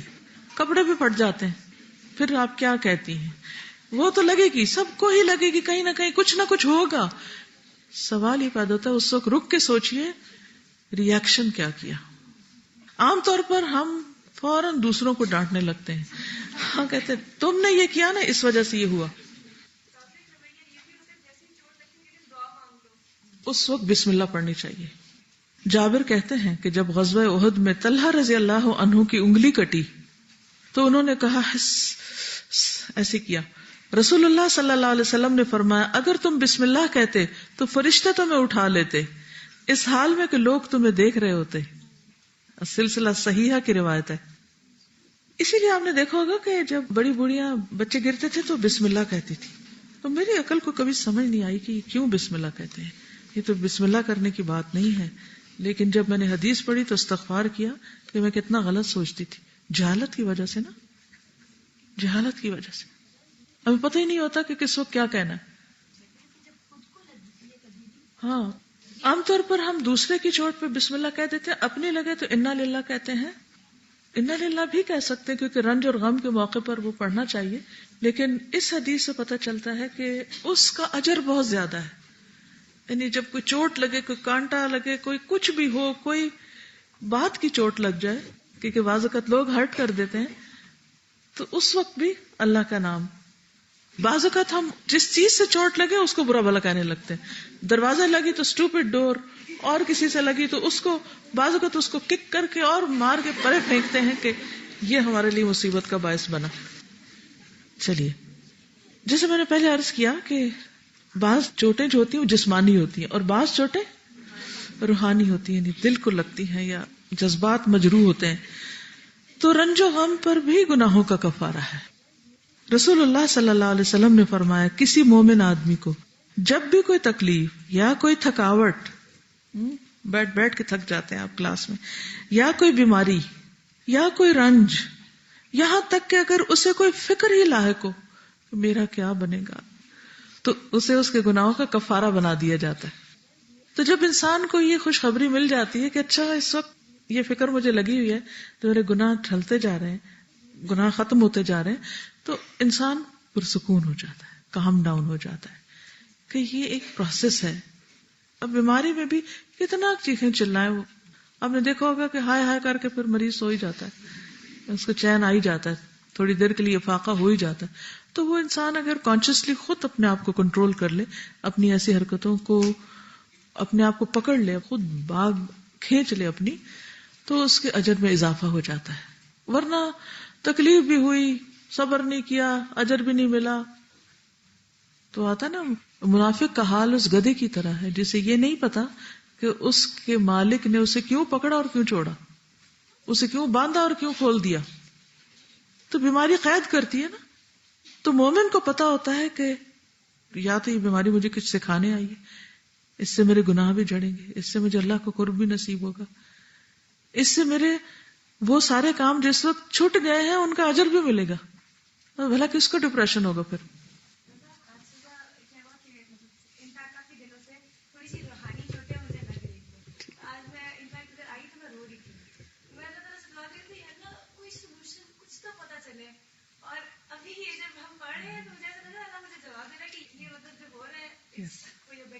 بالکل، اللہ کرے ہمیں یہ چیزیں یاد رہے. بس ایک جملہ یاد رکھے کہ میرا ریئیکشن کیا ہے، میرا ریئیکشن کیا ہونا چاہیے. That is most important. کیونکہ اس وقت جس طرح ہم بعض اوقات غصے کا، بعض اوقات ناراضگی، بعض اوقات ابیوز کر کے، بعض اوقات چیخ چلا کے، بعض اوقات غیظ و غضب کا شکار ہو کے جس طرح ریئیکٹ کرتے ہیں، الامان والحفیظ، اس سے ہم مظلوم کی بجائے ظالم کی صف میں آ جاتے ہیں. کیونکہ بعض اوقات تکلیف اتنی نہیں ہوتی جتنا شدید منفی ریئیکشن ہوتا ہے ہمارا.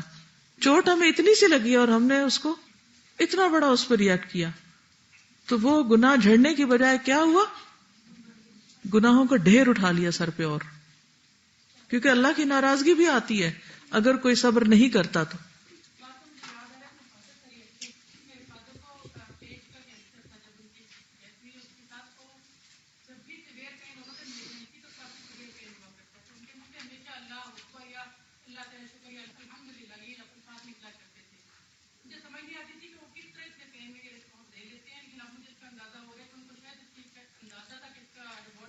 بالکل، کیونکہ جب انسان کو کچھ ملنے والا ہوتا ہے نا تو وہ اپنا سب کچھ روک لیتا ہے.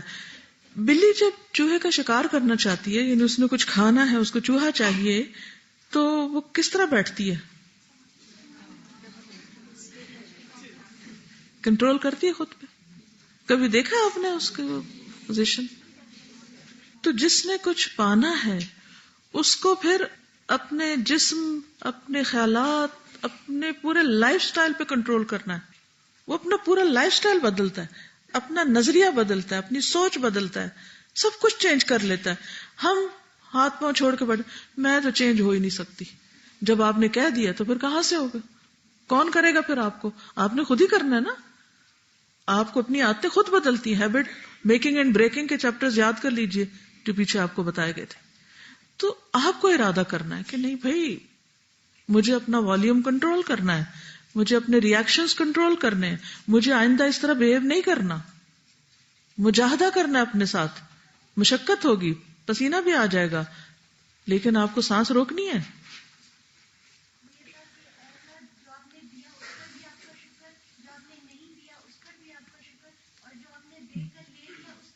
بالکل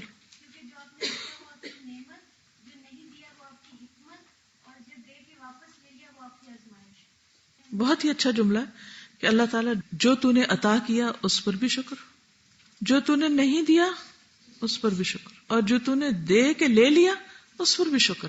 ہر حال میں تیرا شکر, کیونکہ جو ملا وہ نعمت تھی, اس کی رحمت تھی. جو نہیں ملا وہ اس کی حکمت تھی. اس کو زیادہ پتا ہے کہ ہمیں کیا چاہیے کیا نہیں, ہم کیا کر سکتے ہیں کیا نہیں. اور جو دے کے لے لیا, امتحان, آزمائش, اللہ کے ہر فیصلے میں خیر ہے. اگر آپ کو ایسی کوئی بیماری ہو جس میں آپ کے اتنا درد ہو کہ آپ کے ہوش آپ کے قابو میں نہ رہے, پھر آپ کرتے ہیں؟ پھر بھی کوشش کرنی چاہیے جتنی ہو سکے, ٹھیک ہے نا, کیونکہ بہت زیادہ ریئیکٹ کرنے سے تکلیف کم نہیں ہوتی, بس وہ وقتی طور پہ لگتا ہے کیونکہ ہم اپنے اوپر ایک ایسی کیفیت طاری کر لیتے ہیں نا کہ دوسری تکلیف کو سپریس کرنے, چیخ چیخ کے اس کو سپریس کرتے ہیں, یعنی وہ ہم ہیلنگ کا طریقہ اختیار کرتے ہیں, حالانکہ وہ ہے نہیں.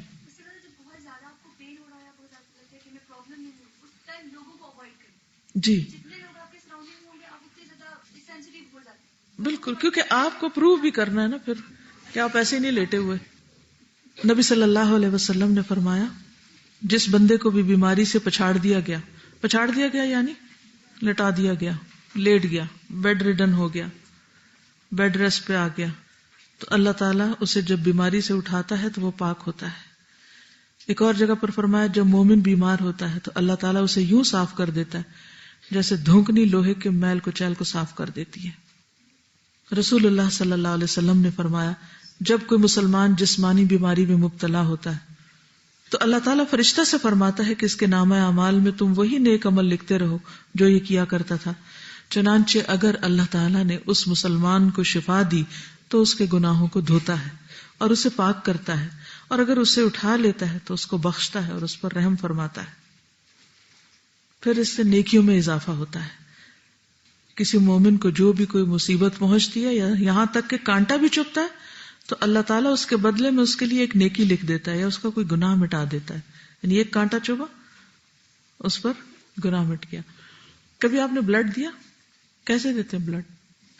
وہ جو ایک لمحہ ہوتا ہے جس میں سرنج اندر جاتی, اس سے پہلے تھوڑے سے کانشیس ہوتے ہیں نا, فوراً سوچ لیا کریں اب ایک نیکی ملنے والی ہے اور ایک گناہ گرنے والا ہے, تو وہ وقت آسان ہو جائے گا. میں ایک دفعہ ہاسپٹل میں نہیں گری تھی تو مجھے وہ مجھے کوئی 40 ٹائمز لگے تھے, تو اتنا سخت درد ہوتا اور اس سے پہلے جو بزنس اتنا زیادہ ہوتی ہے. بس وہ ٹائم جو ہے نا اس وقت دعا کریں کہ یہ حدیث یاد آ جائے, کیونکہ وہ کینولا اندر چلا جاتا ہے تو پھر تو پتہ نہیں چلتا, لیکن وہ جو اندر جانے کا ٹائم ہوتا ہے نا تکلیف دہ ہوتا ہے.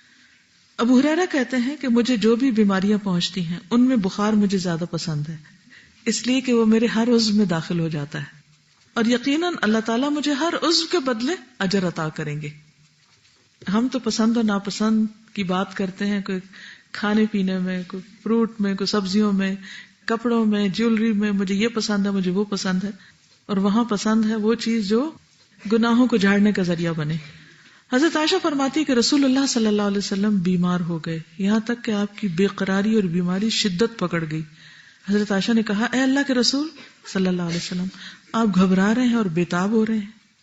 یعنی وہ جو گھبراہٹ اور بےتابی ہے وہ تو چہرے سے نظر آتی ہے, درد ہوگا تو یہ کیسے ہے کہ انسان کا رنگ نہ بدلے یا اس کے جسم کے اندر ایک بے چینی نہ ہو.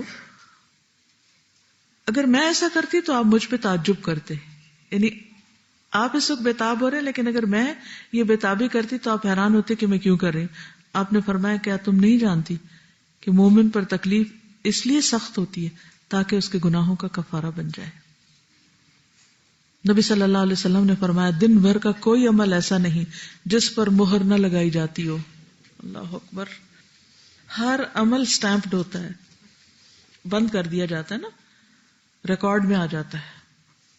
چنانچہ جب مسلمان بیمار ہوتا ہے تو فرشتے بارگاہ الہی میں عرض کرتے ہیں کہ اے ہمارے رب, تو نے فلاں بندے کو روک دیا.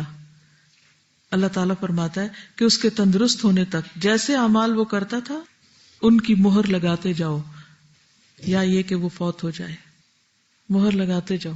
پیپر خالی ہے لیکن پھر بھی مہر لگ رہی ہے. اس وقت یہ بندہ تہجد پڑھتا تھا, اس وقت فجر کی نماز پڑھتا تھا, اس وقت ذکر اذکار کرتا تھا, اس وقت قرآن پڑھتا تھا, اس وقت لوگوں کی خدمت کرتا تھا, اس وقت مریضوں کی عادت کرتا, اس وقت یہ کرتا تھا, اس وقت یہ. آپ اپنے پورے دن کی روٹین کو خود دیکھیے کہ کس کس چیز میں مہر لگوا رہے ہیں آپ. آبویسلی تو اگر ہم نیکیوں کی طرف دوڑ نہیں رہے اور اچھے کام کر نہیں رہے تو پھر بیماری بھی مزید اچھائی میں کیا اضافہ کرے گی. ایسا شخص تو پھر بیماری میں نیگیٹو طریقے سے ریاکٹ کرے گا اور وہ اور مصیبت کا باعث بنے گا, اور پھر موت اور خاتمہ وہ بھی ایسا ہی ہوگا. تو اللہ سبحانہ و تعالیٰ کے بارے میں حسن ظن بہت ضروری ہے ہر حال میں. اسی طرح جب بندہ بیمار ہوتا ہے یا سفر میں جاتا ہے تو اس کے تمام اعمال لکھ دیے جاتے ہیں جو حالت قیام اور زمانے تندرستی میں کرتا ہے.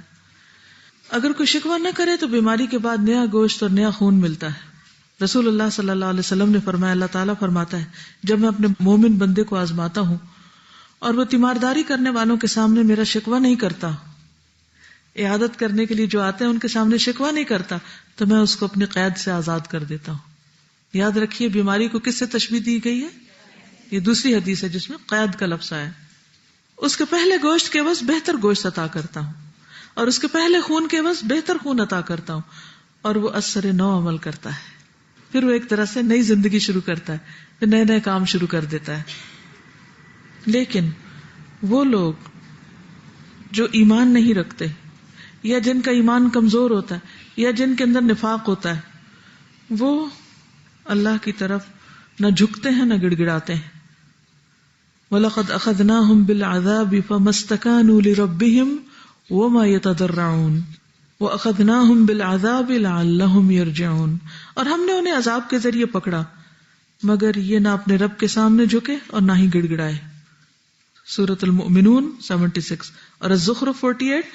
اور ہم نے انہیں عذاب میں پکڑا تاکہ وہ لوٹ آئیں. تو مومن کے لیے بیماری اللہ کی طرف رجوع کا ذریعہ بنتی, جبکہ منافق اور زیادہ ڈھیٹ ہو جاتا ہے. تو بیماری دراصل اصلاح کا ذریعہ بھی ہوتی ہے اور گناہوں کی یاد دہانی کا ذریعہ بھی. وما اصابکم من مصیبت فبما کسبت ایدیکم ویعفو عن کثیر. اور جو بھی کوئی مصیبت تمہیں پہنچی وہ اس وجہ سے ہے کہ تمہارے ہاتھوں نے کمایا, اور وہ بہت سی چیزوں سے درگزر کر جاتا ہے, یعنی ان پہ پکڑتا بھی نہیں. رسول اللہ صلی اللہ علیہ وسلم نے فرمایا, مومن بندے کی مثال جب وہ بخار میں مبتلا ہوتا ہے اس لوہے کی طرح ہے جسے آگ میں ڈال دیا جاتا ہے. تو مومن بھی آگ میں ڈال دیا جاتا ہے نا ایک طرح سے, جس کی وجہ سے اس کا کھوٹ ختم ہو جاتا ہے اور کارآمد حصہ باقی رہ جاتا ہے, یعنی یوزفل باقی رہ جاتا ہے, اور جو کھوٹ تھا اور جو گناہ تھے اور جو خراب چیزیں تھیں وہ اس سے نکل جاتی. اس سے ہمارے بعض عادات کی اصلاح بھی ہوتی ہے. کوئی ہے آپ میں سے مثال کسی کے پاس کہ بیماری کے بعد آپ نے اپنی ہیبٹس چینج کی, لائف سٹائل چینج کیا؟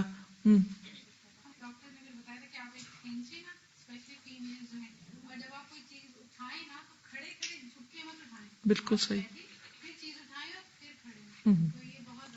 اور جو لوگ نماز پڑھتے ہیں نا پراپر طریقے سے, ان کے لیے کسی چیز کو نیچے سے بیٹھ کے اٹھانا, کھڑے ہونا مشکل نہیں ہوتا. جب ہم ٹھنڈا پانی پیتے ہیں تو گلا خراب ہو جاتا ہے, ٹھیک اس طرح ہوتا ہے نارمل پانی پینا شروع کر دیتے ہیں. اکثر لوگ جو ہے اسٹک رہتے ہیں اور ٹھنڈا پانی ختم کر کے نارمل پانی پیتے ہیں جو ان کے لیے زیادہ بہتر ہے. بالکل. پھر اسی طرح دنیا کا بخار آخرت کی آگ کا بدل بھی ہے. ابو ہریرہ سے روایت ہے کہ رسول اللہ صلی اللہ علیہ وسلم ایک مریض کی عیادت کے لیے تشریف لے گئے جسے بخار تھا, اور آپ کے ہمراہ ابو ہریرہ بھی تھے. تو اس مریض کو رسول اللہ صلی اللہ علیہ وسلم نے فرمایا, خوشخبری پاؤ, کیونکہ اللہ تعالیٰ فرماتا ہے یہ بخار میری آگ ہے جسے میں نے اپنے مومن بندے پر اس لیے مسلط کیا ہے کہ اس کی آخرت کی آگ کے حصے کا بدل ہو جائے, یعنی دنیا میں ہی بھگت جائے. رسول اللہ صلی اللہ علیہ وسلم نے فرمایا, بخار جہنم کے جوش سے ہے اور یہ مومن کا آگ سے حصہ ہے. پھر پیٹ کی بیماری میں مبتلا ہونے والے کا اجر. رسول اللہ صلی اللہ علیہ وسلم نے فرمایا جس کا پیٹ اس کو قتل کرے گا، یعنی جو پیٹ کی بیماری سے فوت ہوگا، اسے قبر میں عذاب نہ ہوگا۔ رسول اللہ صلی اللہ علیہ وسلم نے فرمایا قیامت کے دن جب آزمائش والوں کو ان مصیبتوں کا بدلہ دیا جائے گا تو اہل عافیت تمنا کریں گے کاش ان کی کھالیں دنیا میں کینچیوں سے کاٹ دی جاتی، اتنی تکلیف آتی۔ پھر جنت میں داخلے کا سبب، ابو ہریرہ سے روایت ہے کہ مرض بخار نبی صلی اللہ علیہ وسلم کے زمانے میں آئی، نہیں کہ اس زمانے میں جو کہ بخار کی جیسے وبا ہوتی، تو ایک شخص آپ کی خدمت میں آیا، کہا کہ مجھے اپنے گھر کے ان افراد کی طرف بھیجیں جو آپ کو زیادہ محبوب ہیں، تو آپ نے اس کو انصار کے پاس بھیج دیا۔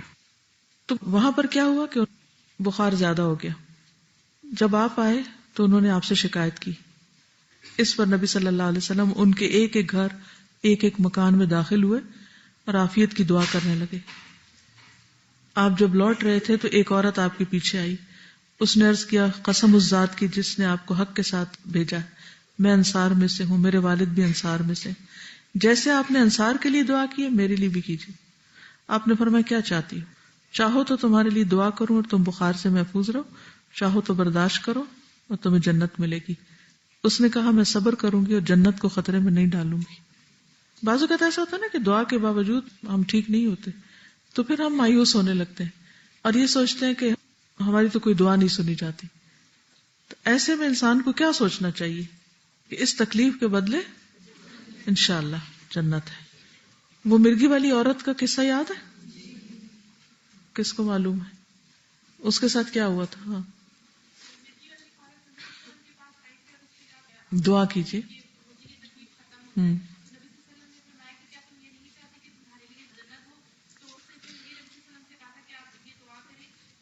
میرا سطر نہ کھلے، ٹھیک، تو آپ نے اس کے سطر کے ڈھکنے کی دعا کر دی، لیکن مرغی کے ختم ہونے کی دعا نہیں کی، کیونکہ وہ اس کے لیے جنت میں جانے کا ذریعہ تھی۔ نبی صلی اللہ علیہ وسلم نے فرمایا جب اللہ کے یہاں کسی بندے کا مقام اور مرتبہ اس درجے سے آگے بڑھ جاتا ہے جہاں تک اس کا عمل نہیں پہنچتا، تو اللہ تعالیٰ اسے جسم، مال یا اولاد کی طرف سے کسی آزمائش میں مبتلا کر دیتا ہے، پھر اسے اس پر صبر بھی دے دیتا ہے۔ یعنی ویسے اللہ تعالیٰ نے کسی بندے کا درجہ وہ بلند مقرر کیا کہ اس کو یہاں تک پہنچنا ہے، لیکن وہ عمل اس کا بس یہاں تک لا رہا ہے، اس کو اس سے زیادہ عمل نہیں کر رہا، تو اب وہ وہاں کیسے پہنچے؟